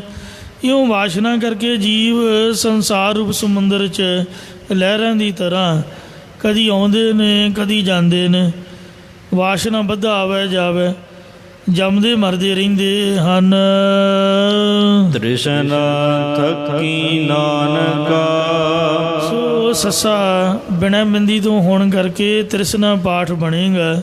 ਜਿਸ ਪੁਰਖ ਦਾ ਜਿਹੜਾ ਮਨ ਹੈ, ਜਾ ਮਨ ਰਤਾ ਨਾਏ, ਪਰਮੇਸ਼ਰ ਦੇ ਨਾਮ ਦੇ ਵਿੱਚ ਰੰਗਿਆ ਰਹਿੰਦਾ ਹੈ। ਸਤਿਗੁਰੂ ਸਾਹਿਬ ਜੀ ਕਥਨ ਕਰਦੇ ਨੇ ਕਿ ਉਸ ਪੁਰਖ ਦੀ ਰਸਾਂ ਕਸਾਂ ਵਾਲੀ ਤ੍ਰਿਸ਼ਨਾ ਦੀ ਬਿਰਤੀ ਥੱਕ ਗਈ ਹੈ, ਹੰਭ ਗਈ ਹੈ। ਉਹ ਸੰਸਾਰ ਪ੍ਰਭੂ ਦੇ ਸਰੂਪ ਅੰਦਰ ਅਸਥਿਤ ਹੋ ਕੇ ਰਹਿੰਦਾ ਹੈ। ਲੋਇਨ ਰਤੇ ਲੋਇਣੀ, ਜਿਸ ਦੇ ਨੇਤਰ ਪ੍ਰਕਾਸ਼ ਰੂਪ ਪ੍ਰਭੂ ਦੇ ਦਰਸ਼ਨਾਂ ਵਿੱਚ ਰੰਗੇ ਗਏ ਹਨ। ਕੰਨੀ ਸੁਰਤ ਸਮਾਏ, ਕੰਨਾਂ ਵਿੱਚ ਹਰੀ ਦੀ ਗਿਆਤ ਸਮਾ ਗਈ ਹੈ, ਭਾਵ ਹਰ ਸਮੇਂ ਹਰੀ ਦੀ ਧੁਨ ਹੀ ਸੁਣਦੀ ਹੈ। ਜੀਵ ਰਸਾਇਣ ਚੂਨੜੀ, ਜਿਸ ਦੀ ਜ਼ਬਾਨ ਰਸਾਂ ਦੇ ਘਰ ਨਾਮ ਨੂੰ ਚੁੰਘਣ ਵਾਲੀ ਬਣੀ ਹੋਈ ਹੈ। ਜਿਸ ਤਰ੍ਹਾਂ ਬੱਚਾ ਦੁੱਧ ਚੁੰਘਦਾ ਰਹਿੰਦਾ ਚੁੰਘਣੀ ਦੇ ਨਾਲ, ਬੋਤਲ ਦੇ ਨਾਲ, ਇਉਂ ਉਹ ਹਮੇਸ਼ਾ ਵਾਹਿਗੁਰੂ ਵਾਹਿਗੁਰੂ ਵਾਹਿਗੁਰੂ ਵਾਹਿਗੁਰੂ ਨਾਮ ਦਾ ਰਸ ਲੈਂਦੇ ਰਹਿੰਦੇ ਨੇ। ਜ਼ਬਾਨ ਦੁਆਰਾ ਚੁੰਘਦੇ ਰਹਿੰਦੇ ਹਨ। ਤਿੰਨ ਪ੍ਰਕਾਰ ਦੇ ਸਰੋਤੇ ਹੁੰਦੇ ਨੇ। ਇੱਕ ਤਾਂ ਹੁੰਦੇ ਮੇਰੇ ਵਰਗੇ ਉਂਘੇ, ਬਹਿੰਦਿਆਂ ਸਾਰੀ ਉਂਘਲਾਟੇ ਮਾਰਨ ਲੱਗ ਪੈਣਾ, ਗੋਡਿਆਂ 'ਚ ਸਿਰ ਦੇ ਕੇ ਸੌਂ ਜਾਣਾ। ਇੱਕ ਹੁੰਦੇ ਨੇ ਸੂੰਘੇ, ਸੁੰਘਣਾ ਵੀ ਕੱਪੜੇ ਕਿਸੇ ਦੇ ਕਿਸ ਤਰ੍ਹਾਂ ਦੇ ਪਾਏ ਨੇ, ਉਹੀ ਬੋਲਦਾ ਕੋਈ ਕਿਵੇਂ ਹੈ, ਕਦੋਂ ਆਇਆ, ਕਦੋਂ ਜਾ ਰਿਹਾ, ਇਉਂ ਸੁੰਘਦੇ ਨੇ। ਇੱਕ ਹੁੰਦੇ ਨੇ ਚੂੰਘੇ, ਸੋ ਜਿਵੇਂ ਬੱਚਾ ਦੁੱਧ ਚੁੰਘਦਾ ਇਸ ਤਰ੍ਹਾਂ ਉਹ ਨਾਮ ਦਾ ਰਸ ਲੈਂਦੇ ਹਨ। ਇਉਂ ਜਿਨ੍ਹਾਂ ਦੀ ਜਿਹੜੀ ਜ਼ੁਬਾਨ ਹੈ ਉਹ ਚੁੰਘਣ ਵਾਲੀ ਬਣੀ ਹੋਈ ਹੈ। ਰਤੀ ਲਾਲ ਲਵਾਏ ਅਤੇ ਲਾਲ ਪਿਆਰੇ ਹਰੀ ਦੇ ਜਸ ਲਵਾਏ ਉਚਾਰਨ ਵਿੱਚ ਜਾਂ ਪ੍ਰੇਮ ਦੇ ਵਿੱਚ ਰਤੀ ਰੰਗੀ ਹੋਈ ਹੈ। ਅੰਦਰ ਮੁਸਕਾ ਚਕੁਲਿਆ ਮੁਸਕ ਨਾਮ ਹੈ ਭਗਤੀ ਦੀ ਸੁਗੰਧੀ ਦਾ, ਜਿਸ ਦਾ ਅੰਦਰ ਹਿਰਦਾ ਪਰਮੇਸ਼ਰ ਦੀ ਭਗਤੀ ਰੂਪ ਸੁਗੰਧੀ ਕਰਕੇ ਝਕੋਲਿਆ ਸੁਗੰਧਿਤ ਕੀਤਾ ਗਿਆ ਹੈ। ਕੀਮਤ ਕਹੀਂ ਨ ਜਾਏ ਉਸ ਦੀ ਸੁਰਤੀ ਵਾਹਿਗੁਰੂ ਦੇ ਸਰੂਪ 'ਚ ਲੀਨ ਹੁੰਦੀ ਹੈ। ਉਸ ਪੁਰਖ ਦੀ ਵਾਹਿਗੁਰੂ ਦੇ ਸਰੂਪ 'ਚ ਭੇਦ ਅਰਬ ਕੀਮਤ ਵੀ ਕਹੀ ਨਹੀਂ ਜਾ ਸਕਦੀ। ਪੌੜੀ ਤੀਜੇ ਪਾਤਸ਼ਾਹ ਧੰਨ ਸਤਿਗੁਰੂ ਸ੍ਰੀ ਗੁਰੂ ਅਮਰਦਾਸ ਸਾਹਿਬ ਜੀ ਉਚਾਰ ਰਹੇ ਹਨ। ਐਸਾ ਜੁਗ ਮਹਿ ਨਾਮ ਨਿਧਾਨ ਹੈ। ਇਹ ਭਾਈ ਇਸ ਕਲਯੁਗ ਦੇ ਸਮੇਂ ਵਿੱਚ ਪਰਮੇਸ਼ਰ ਦਾ ਨਾਮ ਹੀ ਵੱਡਾ ਖਜ਼ਾਨਾ ਹੈ। ਨਾਮੋ ਨਾਲ ਚੱਲੈ ਪਰਮੇਸ਼ਰ ਦਾ ਨਾਮ ਹੀ ਪਰਲੋਕ ਵਿੱਚ ਸਹਾਈ ਹੋ ਕੇ ਜੀਵ ਦੇ ਨਾਲ ਚੱਲਦਾ ਹੈ। ਜੈ ਮਾਤ ਪਿਤਾ ਸੁਤ ਮੀਤ ਨ ਭਾਈ, ਮਨ ਊਹਾ ਨਾਮ ਤੇਰਾ ਸੰਗ ਸਹਾਈ। ਜੈ ਮਹਾ ਭਿਆਨ ਦੂਤ ਜਮ ਦਲੈ, ਤਹ ਕੇਵਲ ਨਾਮ ਸੰਗ ਤੇਰੇ ਚੱਲੈ। ਜਹ ਮੁਸ਼ਕਿਲ ਹੋਵੇ ਅਤ ਭਾਰੀ, ਹਰ ਕੋ ਨਾਮ ਖਿਨ ਮਾਹੀ ਉਧਾਰੀ। ਅਨਕ ਪੁਨਹ ਚਰਨ ਕਰਤ ਨਹੀਂ ਤਰੈ, ਪੁਨਹ ਚਰਨ ਨਾਮ ਹੈ ਯਤਨ ਕਰਨ ਦਾ। ਅਨੇਕਾਂ ਯਤਨ ਕਰਨ ਦੇ ਬਾਵਜੂਦ ਵੀ ਇਨਸਾਨ ਤਰ ਨਹੀਂ ਸਕਦਾ, ਜੋ ਮਰਜ਼ੀ ਕਰ ਲਵੇ। ਹਰ ਕਾ ਨਾਮ ਕੋਟ ਪਾਪ ਪਰ ਹਰੈ। ਹਰੀ ਵਾਹਿਗੁਰੂ ਪਰਮਾਤਮਾ ਦਾ ਨਾਮ ਕਰੂੜਾ ਹੀ ਪਾਪਾਂ ਨੂੰ ਨਾਸ਼ ਕਰਨ ਦੇ ਸਮਰੱਥ ਹੈ। ਜੇ ਮਾਰ ਕੇ ਗਣੇ ਜਾਹੇ ਨਾ ਕੋਸਾ, ਹਰ ਕਾ ਨਾਮ ਉਹਾ ਸੰਗ ਤੋਸਾ। ਜੇ ਪੈੜੇ ਮਹਾ ਅੰਧ ਗੁਬਾਰਾ, ਹਰ ਕਾ ਨਾਮ ਸੰਗ ਉਜਿਆਰਾ। ਜਹਾਂ ਪੰਥ ਤੇਰਾ ਕੋ ਨਾ ਸਿੰਜਾਨੋ, ਹਰ ਕਾ ਨਾਮ ਤਹਿ ਨਾਲ ਪਛਾਨੋ।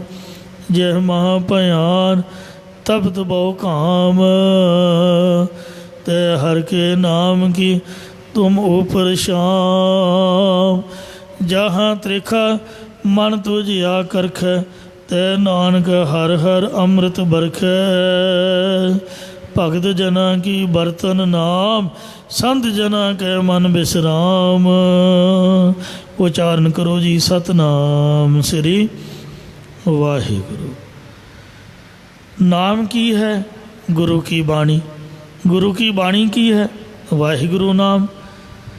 क्योंकि गुरबाणी ਵਿੱਚ ਵਾਹਿਗੁਰੂ ਵਾਹਿਗੁਰੂ ਵਾਹਿਗੁਰੂ ਵਾਹੇ ਜੀਓ ਵਾਹਿਗੁਰੂ ਨਾਮ ਲਿਖਿਆ ਹੋਇਆ, ਅਤੇ ਨਾਮ ਜਿਹੜਾ ਹੈ ਉਹ ਗੁਰੂ ਗ੍ਰੰਥ ਸਾਹਿਬ 'ਚ ਦਰਜ ਹੈ, ਇਸ ਲਈ ਤੁਰਕੀ ਬਾਣੀ ਰੂਪ ਹੈ। ਕਲਗੀਧਰ ਦਸ਼ਮੇਸ਼ ਪਿਤਾ ਸ੍ਰੀ ਗੁਰੂ ਗੋਬਿੰਦ ਸਿੰਘ ਸਾਹਿਬ ਜੀ ਮਹਾਰਾਜ ਨੇ ਇਹ ਸਿੱਖਿਆ ਬਖਸ਼ੀ, ਇੱਕ ਲੌਜਿਕ ਦਿੱਤਾ ਉਦਾਹਰਨ ਦੇ ਕੇ।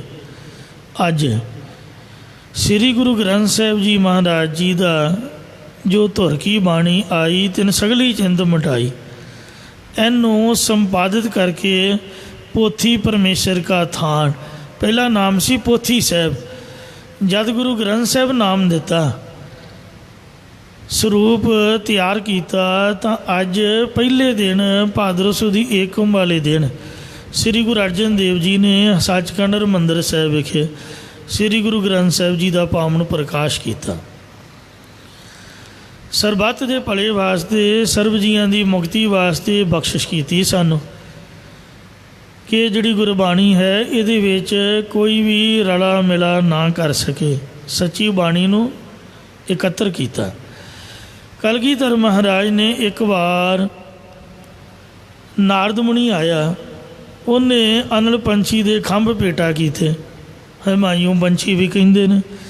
ਗੁਰਸਿੱਖਾਂ ਨੇ ਸਵਾਲ ਕੀਤਾ, ਜੀ ਇਹ ਕਿਹੜਾ ਮਹਾਤਮਾ ਸੀ, ਬੜਾ ਉਜਲ ਚਿਹਰਾ, ਅਤੇ ਖੰਭ ਕਿਹੜੇ ਲੈ ਕੇ ਆਇਆ ਜੀ, ਇਹਨਾਂ 'ਚ ਕੀ ਗੁਣ ਹੈ? ਸਤਿਗੁਰੂ ਜੀ ਕਹਿੰਦੇ ਜਿਹੜਾ ਮਹਾਤਮਾ ਹੈ ਇਹ ਨਾਰਦ ਮੁਨੀ ਸੀਗਾ, ਗੁਰਦੁਆਰੇ ਸੰਗਤ ਦੇ ਦਰਸ਼ਨ ਕਰਨ ਆਇਆ ਸੀ। ਇਹ ਜਿਹੜੇ ਖੰਭ ਨੇ ਇਹ ਆਮ ਖੰਭ ਨਹੀਂ ਹਨ, ਇਹ ਹਮਾਯੂ ਪੰਛੀ ਦੇ, ਅਨਲ ਪੰਛੀ ਦੇ ਖੰਭ ਹਨ। ਜਿਹੜਾ ਅਨਲ ਪੰਛੀ ਹੈ, ਹਮਾਯੂ ਪੰਛੀ ਹੈ, ਪ੍ਰਿੰਸੀਪਲ ਸਤਬੀਰ ਸਿੰਘ ਨੇ ਇਹਨੂੰ ਕਨਕੂਸ ਵੀ ਲਿਖਿਆ, ਕਨਕੂਸ ਵੀ ਕਈ ਕਹਿੰਦੇ, ਫੀਨਕਸ ਵੀ ਇਹਦਾ ਨਾਮ ਹੈ। ਇਹ ਕਹਿੰਦੇ ਧਰਤੀ ਦੀ ਗ੍ਰੈਵਿਟੀ ਸ਼ਕਤੀ ਤੋਂ, ਗੁਰੂਤਾ ਸ਼ਕਤੀ ਤੋਂ ਉੱਪਰ ਆਕਾਸ਼ ਵਿੱਚ ਰਹਿੰਦਾ ਹੈ, ਆਕਾਸ਼ ਵਿੱਚ ਹੀ ਉੱਡਦਾ ਰਹਿੰਦਾ, ਉੱਥੇ ਹੀ ਆਂਡੇ ਦਿੰਦਾ, ਇੰਨਾ ਉੱਚਾ ਉੱਡਦਾ ਹੈ ਕਿ ਉਹਦੇ ਆਂਡੇ ਹੇਠ ਆਉਣ ਤੋਂ ਪਹਿਲਾਂ ਹੀ ਵਿੱਚੋਂ ਬੱਚੇ ਨਿਕਲ ਕੇ ਉਹਦੇ ਨਾਲ ਰਲ ਜਾਂਦੇ। ਔਰ ਉਹਦੇ ਖੰਭਾਂ ਵਿੱਚ ਇਹ ਤਾਕਤ ਹੈ ਕਿ ਜਿਸ ਨਾਲ ਖੰਭ ਲੱਗ ਜਾਣ ਉਹਨੂੰ ਅਨਲ ਪੰਛੀ ਦੇ ਦੇਸ਼ ਹੀ ਲੈ ਜਾਂਦੇ ਨੇ। ਇੰਜ ਮਹਾਰਾਜ ਨੇ ਉਹ ਖੰਭਾਂ ਨੂੰ ਤੀਰਾਂ ਦੇ ਨਾਲ ਜੜ ਕੇ ਜਦ ਛੱਡਿਆ, ਆਖਿਆ ਤੀਰ ਚੁੱਕ ਕੇ ਲਿਆਓ, ਤਾਂ ਉਹ ਜਿਹੜੇ ਤੀਰ ਸੀ ਆਕਾਸ਼ ਵਿੱਚ ਹੀ ਚੜ੍ਹ ਗਏ। ਸਤਿਗੁਰੂ ਮਹਾਰਾਜ ਕਹਿੰਦੇ ਪਤਾ ਲੱਗਾ ਕੁਛ? ਕਹਿੰਦੇ ਸਮਝ ਨਹੀਂ ਆਈ। ਪਾਤਸ਼ਾਹ ਕਹਿੰਦੇ ਜਿਵੇਂ ਖੰਭ ਸਾਡੇ ਤੀਰਾਂ ਨੂੰ ਅਨਲ ਪੰਛੀ ਦੇ ਦੇਸ਼ ਲੈ ਗਏ ਨੇ, ਇਸ ਤਰ੍ਹਾਂ ਜਿਹੜੀ ਧੁਰ ਕੀ ਬਾਣੀ ਹੈ, ਦੁੱਖ ਰੋਗ ਸੰਤਾਪ ਉਤਰੇ, ਸੁਣੀ ਸੱਚੀ ਬਾਣੀ, ਜੇ ਤੁਸੀਂ ਜ਼ਿੰਦਗੀ ਦੇ ਦੌਰਾਨ ਬਾਣੀ ਪੜ੍ਹੋਗੇ, ਰੋਜ਼ ਨਿਤਨੇਮ ਕਰੋਗੇ, ਕਥਾ ਕੀਰਤਨ ਸੁਣੋਗੇ, ਤਾਂ ਤੁਹਾਡੇ ਦੁੱਖ ਰੋਗ ਕਲੇਸ਼ ਉਤਰ ਜਾਣਗੇ, ਤੁਹਾਡਾ ਮਨ ਸੁਖੀ ਹੋਏਗਾ, ਤੁਹਾਡੇ ਬਾਲ ਬੱਚੇ ਨੂੰ ਸੁਖ ਸ਼ਾਂਤੀ ਮਿਲੇਗੀ, ਤੁਹਾਡਾ ਮਨ ਧੀਰਜ ਸ਼ਾਂਤੀ ਨੂੰ ਗ੍ਰਹਿਣ ਕਰੇਗਾ। ਸ਼ਬਦ ਸਾਧ ਸਿੱਧਾਂ ਵਿੱਚ ਆਈ। ਜਿਹੜਾ ਬੰਦਾ ਲੜਾਕੂ ਹੋਵੇ ਉਹ ਜਪਜੀ ਸਾਹਿਬ ਦੇ ਪਾਠ ਕਰੇ, ਵੱਧ ਤੋਂ ਵੱਧ ਲੜਾਕੂਪੁਣਾ ਖਤਮ ਹੋ ਜਾਂਦਾ। ਚੰਗਾ ਭਲਾ ਮਾਨਸ ਬੰਦਾ ਜੇ ਉੱਠ ਕੇ ਨਹਾਓਗੇ ਨਹੀਂ, ਨਿਤਨੇਮ ਨਹੀਂ ਕਰੋਗੇ, ਆਪਦੇ ਆਪ 'ਤੇ ਹੀ ਗੁੱਸਾ ਚੜ੍ਹੀ ਜਾਊਗਾ। ਬੰਦਾ ਭੋਜਨ ਦੀ ਥਾਲੀ ਵਗਾਹ ਮਾਰੂਗਾ, ਇਹ 'ਚ ਲੂਣ ਘੱਟ ਹੈ ਜੀ, ਇਹ 'ਚ ਮਿਰਚਾਂ ਜ਼ਿਆਦੀਆਂ ਨੇ ਜੀ, ਆਹ ਕੱਪੜੇ ਧੋਤੇ ਕਿਉਂ ਨਹੀਂ ਜੀ, ਆਹ ਜੁੱਤੀ ਪਾਲਿਸ਼ ਕਿਉਂ ਨਹੀਂ ਕੀਤੀ। ਮਤਲਬ ਕਹਿਣ ਦਾ ਵੀ ਆਪਣੇ ਆਪ ਜੀ ਖਿਜੀ ਜਾਊਗਾ। ਤਾਂ ਜੇ ਆਪਾਂ ਨਿਤਨੇਮ ਕਰਾਂਗੇ, ਗੁਰੂ ਘਰ ਆਵਾਂਗੇ, ਮਨ ਸ਼ਾਂਤ ਰਹੂਗਾ, ਕਲੇ ਕਲੇਸ਼ ਜਿਹੜੇ ਮਨ ਦੇ ਵਿੱਚ ਚੱਲ ਰਹੇ ਨੇ ਉਹ ਖਤਮ ਹੋ ਜਾਣਗੇ, ਅਤੇ ਮਰਨ ਤੋਂ ਬਾਅਦ ਬਾਣੀ ਸਾਡੇ ਨਾਲ ਜਾਏਗੀ। ਜਿਹੜਾ ਗੁਰੂ ਰੂਪੀ ਕਾਰੀਗਰ ਦੇ ਕੋਲ ਆ ਕੇ ਸਤ ਸੰਗਤ ਰੂਪੀ ਇਹ ਵਰਕਸ਼ਾਪ ਦੇ ਵਿੱਚ ਪ੍ਰੇਮ ਦੀ ਜੜਤੀ ਦੇ ਦੁਆਰਾ ਤਪ ਦਾ ਜਿਹੜਾ ਸੇਕ ਹੈ ਉਹ ਲਾ ਕੇ, ਸੋ ਇਹ ਮਨ ਰੂਪੀ ਤੀਰ ਨੂੰ ਮਹਾਰਾਜ ਦੇ ਸ਼ਬਦ ਰੂਪੀ ਖੰਭ ਲਾਏਗਾ, ਗੁਰਬਾਣੀ ਰੂਪੀ ਖੰਭ ਲਾਏਗਾ। ਜਿਹੜੀ ਗੁਰਬਾਣੀ ਦਾ ਇਹ ਗੁਣ ਹੈ ਕਿ ਧੁਰ ਕੀ ਬਾਣੀ ਆਈ, ਜਿੱਥੋਂ ਧੁਰ ਦਰਗਾਹ ਤੋਂ ਆਈ ਹੈ, ਆਪ ਦੇ ਨਾਲ ਜੀਵਾਤਮਾ ਨੂੰ ਉੱਥੇ ਹੀ ਲੈ ਜਾਏਗੀ। ਇਸ ਲਈ ਅੰਮ੍ਰਿਤ ਛਕੋ, ਸ੍ਰੀ ਗੁਰੂ ਗ੍ਰੰਥ ਸਾਹਿਬ ਜੀ ਦੇ ਲੜ ਲੱਗੋ, ਬਾਣੀ ਦੇ ਨਿਤਨੇਮੀ ਹੋਵੋ। ਇਹ ਸਾਡੇ ਗੁਰਾਂ ਦੀ ਆਗਿਆ ਹੈ। ਇਹ ਕਲਯੁਗ ਦੇ ਵਿੱਚ ਨਾਮ ਹੀ ਸਭ ਤੋਂ ਵੱਡਾ ਖਜ਼ਾਨਾ ਹੈ। ਜਿਹੜੀ ਮਾਇਆ ਹੈ, ਮਾਇਆ ਦੇ ਨਾਲ ਘਾਟਾ ਪੈਂਦਾ।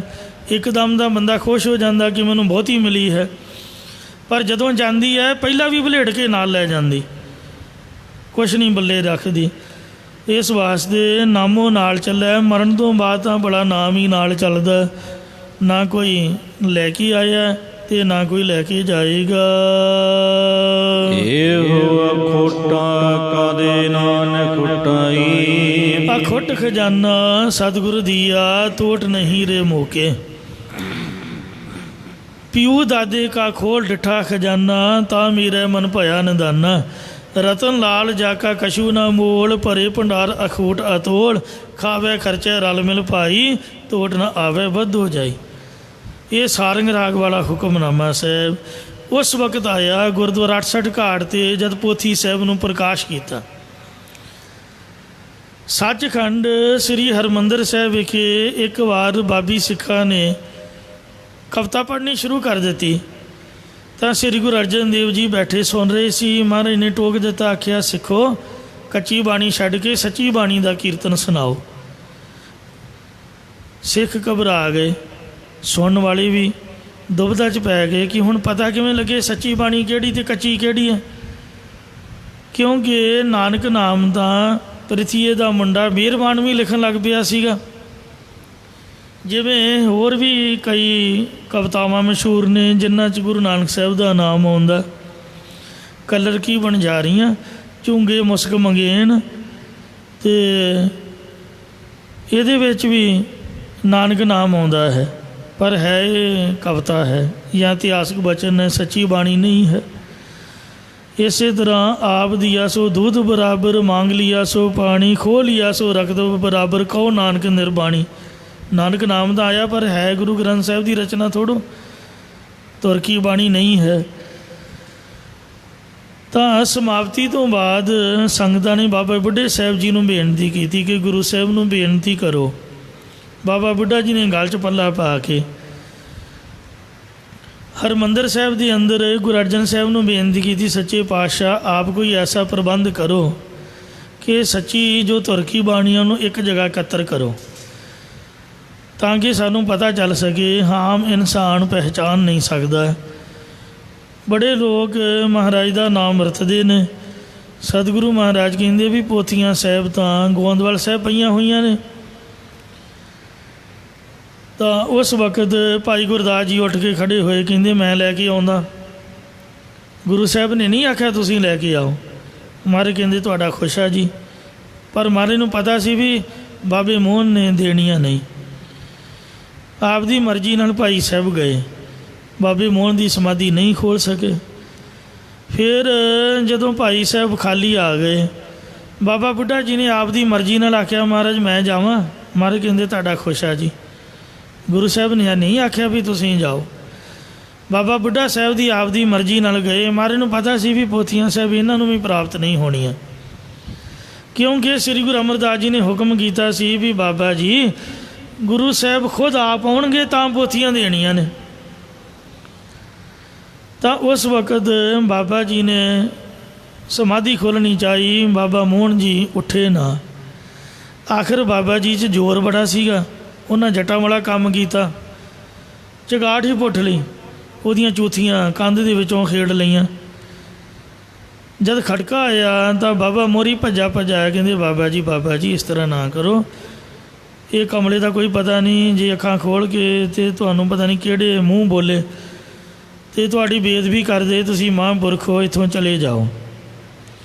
ਇਹ ਬਲਾ ਹੈ, ਇਹਨੂੰ ਗੱਲ ਨਾ ਪਾਓ, ਇਹ ਬੜਾ ਕਰੋਧੀ ਹੈ, ਇਹਨੂੰ ਬੈਠਾ ਰਹਿਣ ਦਿਓ। ਇਉਂ ਬਾਬਾ ਜੀ ਖਾਲੀ ਹੱਥ ਵਾਪਸ ਆਏ। ਫਿਰ ਸਤਿਗੁਰੂ ਅਰਜਨ ਦੇਵ ਜੀ ਖੁਦ ਆਪ ਗਏ, ਨੰਗੇ ਚਰਨੀ, ਬਿਨਾਂ ਕਿਸੇ ਕੱਪੜੇ ਵਿਛਾਏ ਤੋਂ ਮੋਹਨ ਤੇਰੇ ਉੱਚੇ ਮੰਦਰ ਮਹਿਲ ਅਪਾਰਾ ਸ਼ਬਦ ਉਚਾਰਨ ਕੀਤਾ। ਬਾਬਾ ਮੋਹਨ ਜੀ ਗੁੱਸੇ ਵਿੱਚ ਭਰਿਆ ਪੀਤਾ ਉੱਠ ਕੇ ਬਾਹਰ ਨੂੰ ਆਇਆ, ਉੱਪਰ ਚਬਾਰੇ 'ਚੋਂ ਬਾਰੀ ਥਾਣੀ ਠਾਂ ਵੇਖਿਆ ਅਤੇ ਗੁਰੂ ਜੀ ਨੂੰ ਵੱਧ ਘੱਟ ਬੋਲਣ ਲੱਗ ਪਿਆ, ਕਿਉਂਕਿ ਉਹਦਾ ਹੱਕ ਸੀਗਾ। ਉਹ ਮਹਾਰਾਜ ਸੱਚੇ ਪਾਤਸ਼ਾਹ ਜੀ ਦਾ ਮਾਮਾ ਲੱਗਦਾ ਸੀਗਾ ਬਾਬਾ ਮੋਹਨ, ਗੁਰੂ ਅਮਰਦਾਸ ਜੀ ਦਾ ਸਪੁੱਤਰ ਜੂ ਹੋਇਆ, ਅਤੇ ਬੀਬੀ ਭਾਨੀ ਜੀ ਵੀ ਮਹਾਰਾਜ ਦੀ ਸਪੁੱਤਰੀ ਸੀਗੀ। ਤੋ ਇੰਜ ਬਾਬਾ ਮੋਹਨ ਜੀ ਵੱਧ ਘੱਟ ਬੋਲਦੇ ਰਹੇ ਕਿ ਆ ਗਏ ਹੁਣ, ਪਹਿਲਾਂ ਸਭ ਕੁਝ ਵਲੇਟ ਕੇ ਲੈ ਗਏ ਅਤੇ ਹੁਣ ਜਿਹੜਾ ਕੋਈ ਸਾਡੇ ਕੋਲ ਵੱਡਿਆਂ ਦਾ ਪਿਆ ਤੁਸੀਂ ਉਹ ਵੀ ਲੈਣ ਆ ਗਏ ਹੋ। ਬੜਾ ਕੁਛ ਬੋਲਿਆ ਮਹਾਰਾਜ ਨੇ, ਕੁਛ ਨਹੀਂ ਬੋਲਿਆ। ਸੁਲ੍ਹਾ ਸਫਾਈ ਕਰਨੀ ਹੋਵੇ ਤਾਂ ਬੋਲੀ ਦਾ ਨਹੀਂ। ਪੋਥੀਆਂ ਲੈਣ ਆਏ ਸੀ, ਇੱਕ ਮਿੰਟ 'ਚ ਜੇ ਕ੍ਰੋਧ ਕਰ ਲੈਂਦੇ ਤਾਂ ਉਹਨੇ ਜਵਾਬ ਦੇ ਦੇਣਾ ਸੀਗਾ, ਕੰਮ ਵਿਗੜ ਜਾਣਾ ਸੀ। ਪਰਉਪਕਾਰ ਕਿਵੇਂ ਹੁੰਦਾ? ਇਹ ਉਹ ਨਿਮਰਤਾ ਦੇ ਨਾਲ ਜਿਹੜਾ ਕੰਮ ਨਹੀਂ ਵੀ ਹੋਣਾ ਉਹ ਵੀ ਹੋ ਜਾਂਦਾ। ਸਤਿਗੁਰੂ ਅਰਜਨ ਦੇਵ ਜੀ ਮਹਾਰਾਜ ਚੁੱਪ-ਚਾਪ ਰਹੇ, ਬੜੀ ਨਿਮਰਤਾ ਵਿੱਚ ਸ਼ਬਦ ਨੂੰ ਉਚਾਰਦੇ ਰਹੇ, ਕੀਰਤਨ ਕਰਦੇ ਰਹੇ। ਆਖਰ ਬਾਬਾ ਮੋਹਨ ਜੀ ਪੋਥੀਆਂ ਸਾਹਿਬ ਲੈ ਕੇ ਆਪਣੇ ਆਪ ਬਾਹਰ ਆ ਗਏ। ਗੁਰੂ ਸਾਹਿਬ ਦੇ ਪੈਰੀਂ ਹੱਥ ਲਾਇਆ, ਪੋਥੀਆਂ ਸਾਹਿਬ ਦਿੱਤੀਆਂ। ਗੁਰੂ ਸਾਹਿਬ ਜੀ ਪਾਲਕੀ ਦੇ ਵਿੱਚ ਪੋਥੀਆਂ ਸਾਹਿਬ ਸਥਾਪਨ ਕਰਕੇ 68 ਘਾਟ 'ਤੇ ਲੈ ਕੇ ਆਏ ਅਤੇ ਸਾਰੀ ਰਾਤ ਕੀਰਤਨ ਹੁੰਦਾ ਰਿਹਾ। ਮਹਾਰਾਜ ਆਪ ਗੁਰਦੁਆਰਾ ਗੁਰੂ ਕੀ ਮਹਿਲਾਂ ਵਿਖੇ ਚਲੇ ਗਏ ਅਤੇ ਅੰਮ੍ਰਿਤ ਵੇਲੇ ਉੱਠ ਕੇ ਇਸ਼ਨਾਨ ਕਰਕੇ ਜਦ ਆਏ ਅਤੇ ਆਖਿਆ ਬਾਬਾ ਜੀ ਪੋਥੀ ਸਾਹਿਬ ਦਾ ਪ੍ਰਕਾਸ਼ ਕਰੋ। ਤਾਂ ਪੋਥੀ ਖੋਲ੍ਹ ਕੇ ਇਹ ਹੁਕਮਨਾਮਾ ਆਇਆ ਸੀ, ਰਤਨ ਲਾਲ ਜਾਕਾ ਕਛੂ ਨਾ ਮੋਲ, ਭਰੇ ਭੰਡਾਰ ਅਖੂਟ ਅਤੋਲ, ਖਾਵੇ ਖਰਚੇ ਰਲ ਮਿਲ ਭਾਈ, ਤੋੜ ਨਾ ਆਵੇ ਵਾਧੂ ਜਾਈ। ਇਹ ਨਾਮ ਦਾ ਖਜ਼ਾਨਾ ਗੁਰੂ ਗ੍ਰੰਥ ਸਾਹਿਬ ਜੀ ਮੁੱਕਣ ਤੋਂ ਰਹਿਤ ਹੈ, ਜੋ ਕਦੇ ਵੀ ਮੁੱਕਦਾ ਨਹੀਂ ਹੈ। ਖਾਏ ਖਰਚੇ ਪੱਲਾ, ਭਾਵੇਂ ਇਸ ਨਾਮ ਦੇ ਖਜ਼ਾਨੇ ਨੂੰ ਕੋਈ ਆਪ ਖਾਵੇ ਜਪੇ ਜਾਂ ਖਰਚ ਨਾ ਕਰੇ, ਦੂਜਿਆਂ ਨੂੰ ਜਪਾਵੇ, ਭਾਵੇਂ ਕੋਈ ਇਸ ਨਾਮ ਨੂੰ ਆਪਣੀ ਬੁੱਧੀ ਰੂ ਪੱਲੇ ਨਾਲ ਬੰਨ੍ਹ ਲਵੇ ਤਾਂ ਵੀ ਮੁੱਕੇਗਾ ਨਹੀਂ। ਹਰ ਜਨ ਨੇੜੇ ਨਾ ਆਵਈ, ਹਰੀ ਦੇ ਜਨ ਦੇ ਨੇੜੇ ਨਹੀਂ ਆਉਂਦੇ। ਜਮ ਕੰਕਰ ਜਮ ਕੱਲਾ, ਕੰਕਰ ਦੀ ਤਰ੍ਹਾਂ ਅੱਖ ਨੂੰ ਮਨ ਬੁੱਧ ਰੂਪ ਨੇਤਰਾਂ ਨੂੰ ਦੁੱਖ ਦੇਣ ਵਾਲੇ ਯਮਰਾਜ, ਧਰਮ ਰਾਜੇ ਦੇ ਦੂਤ, ਕਾਲ ਕਰਨ ਵਾਲਾ ਜਮ ਆਪ ਅਤੇ ਉਹਦੇ ਦਾਸ ਹਰੀ ਪਰਮੇਸ਼ਰ ਦੇ ਦਾਸਾਂ ਦੇ ਨੇੜੇ ਤੱਕ ਨਹੀਂ ਫਟਕਦੇ। ਸੇ ਸਾ ਸਚੇ ਬਣ ਜਾਰਿਆ, ਉਹ ਮਨੁੱਖ ਸੱਚੇ ਸ਼ਾਹੂਕਾਰ ਤਤ ਬੇਤੇ ਹਨ ਅਤੇ ਉਹ ਜਗਿਆਸੂਆਂ ਨੂੰ ਬਣ ਜਾ ਰਹੇ ਆ ਮਨਜ ਕਰਨ ਵਾਲਿਆਂ ਨੂੰ। ਜਨ ਹਰ ਤਨ ਬੱਲਾ, ਸੋ ਜਿਨ੍ਹਾਂ ਦੇ ਹਿਰਦੇ ਰੂ ਪੱਲੇ 'ਚ ਹਰੀ ਪਰਮੇਸ਼ਰ ਦਾ ਨਾਮ ਰੂਪੀ ਧਨ ਹੈ, ਉਹ ਧਨਤਾ ਦੇ ਯੋਗ ਨੇ। ਧਨਵੰਤ ਨਾਮ ਕੇ ਬਣ ਜਾ ਰਹੇ, ਕਿਨ ਹੀ ਬਣ ਜਿਆ ਕਾਂਸੀ ਤਾਂਬਾ, ਕਿਨ ਹੀ ਲੌਂਗ ਸੁਪਾਰੀ, ਸੰਤੋ ਬਣ ਜਿਆ ਨਾਮ ਗੋਬਿੰਦ ਕਾ, ਐਸੀ ਖੇਪ ਹਮਾਰੀ। ਹਰ ਕੇ ਨਾਮ ਕੇ ਵਿਆਪਾਰੀ, ਉਹ ਧਨਤਾ ਦੇ ਯੋਗ ਨੇ ਜਿਹੜੇ ਸੱਚ ਵਪਾਰ ਕਰੋ ਵਪਾਰੀ, ਦਰਗਹਿ ਨਿਭੈ ਖੇਪ ਤੁਮਾਰੀ, ਨਾਮ ਦੇ ਵਪਾਰੀ ਨੇ। ਹਰ ਕਿਰਪਾ ਤੇ ਹਰ ਪਾਈਐ, ਹਰੀ ਪਰਮੇਸ਼ਰ ਦੀ ਕਿਰਪਾ ਮਿਹਰ ਤੋਂ ਹੀ ਉਸ ਸਮੇਂ ਹਰੀ ਪਰਮੇਸ਼ਰ ਪਾਈਦਾ ਹੈ। ਜਾਂ ਆਪ ਹਰ ਕੱਲਾ, ਜਦ ਹਰੀ ਪਰਮੇਸ਼ਰ ਆਪ ਗੁਰਾਂ ਦੀ ਸ਼ਰਨ ਵਿੱਚ ਘੱਲਦਾ ਹੈ। ਇੱਥੇ ਸ਼ਬਦ ਸੰਪੂਰਨ ਹੋਇਆ ਹੈ ਜੀ। ਭੁੱਲਾਂ ਚੁਕਾ ਖਿਮਾ ਕਰਨੀਆਂ, ਅੱਗੇ ਤੋਂ ਸਮਤ ਬਖਸ਼ਣੀ।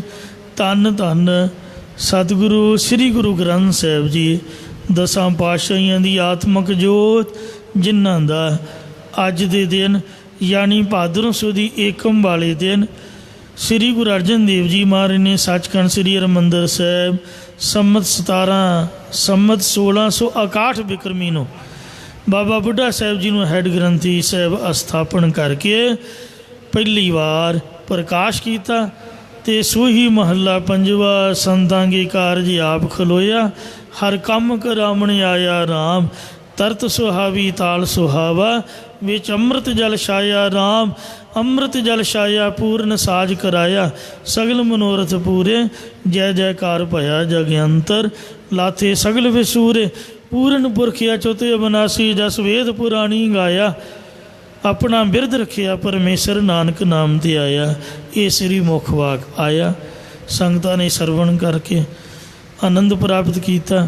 ਹਰਿਮੰਦਰ ਸਾਹਿਬ ਦੀ ਕੰਧ ਦੇ ਉੱਪਰ ਜਾਂਦਿਆਂ ਸਾਰੀ ਖੱਬੇ ਹੱਥ ਇਹ ਹੁਕਮਨਾਮਾ ਸਾਹਿਬ ਉਕਰਿਆ ਹੋਇਆ ਹੈ। ਸੋ ਅੱਜ ਮਹਾਰਾਜ ਦੇ ਪਹਿਲੇ ਪ੍ਰਕਾਸ਼ ਦੀ ਆਪ ਸਮੂਹ ਸੰਗਤਾਂ ਨੂੰ ਗੁਰਦੁਆਰਾ ਸਿੰਘ ਸ਼ਹੀਦਾਂ ਵੱਲੋਂ ਲੱਖ ਲੱਖ ਵਧਾਈ ਹੋਵੇ। ਸਾਰੀ ਦਿਹਾੜੀ ਦੀਵਾਨ ਸਜੇਗਾ, ਸਮੇਂ ਸਮੇਂ ਅਨੁਸਾਰ ਹਾਜ਼ਰੀ ਭਰ ਕੇ ਆਪ ਨੇ ਲਾਹਾ ਪ੍ਰਾਪਤ ਕਰਨਾ। ਆਓ ਹੁਣ ਅੰਮ੍ਰਿਤ ਵੇਲੇ ਦੀ ਹਾਜ਼ਰੀ ਅਰਦਾਸ ਵਿੱਚ ਜੋੜੀਏ ਜੀ। ਭੁੱਲਾਂ ਚੁੱਕਾ ਖਿਮਾ ਕਰੋ, ਅੱਗੇ ਤੋਂ ਸਮਤ ਬਖਸ਼ੋ। ਸੇ ਸਾ ਸਚੇ ਬਣ ਜਾਰਿਆ, ਜਿਨ ਹਰ ਤਨ ਪੱਲਾ, ਹਰ ਕਿਰਪਾ ਤੇ ਹਰ ਪਾਈਐ, ਜਾਂ ਆਪ ਹਰ ਕੱਲਾ। ਵਾਹਿਗੁਰੂ ਜੀ ਕਾ ਖਾਲਸਾ, ਵਾਹਿਗੁਰੂ ਜੀ ਕੀ ਫਤਿਹ। ਰਾਮਕਲੀ ਮਹੱਲਾ ਤੀਜਾ। ਆਨੰਦ ਇੱਕ ਓੰਕਾਰ ਸਤਿਗੁਰੂ ਪ੍ਰਸਾਦ। ਆਨੰਦ ਭਇਆ ਮੇਰੀ ਮਾਏ, ਸਤਿਗੁਰੂ ਮੈਂ ਪਾਇਆ, ਸਤਿਗੁਰੂ ਤਾਂ ਸਹਿਜ ਸਿੱਧੀ ਮਨੋਜੀਆਂ ਵਧਾਈਆਂ।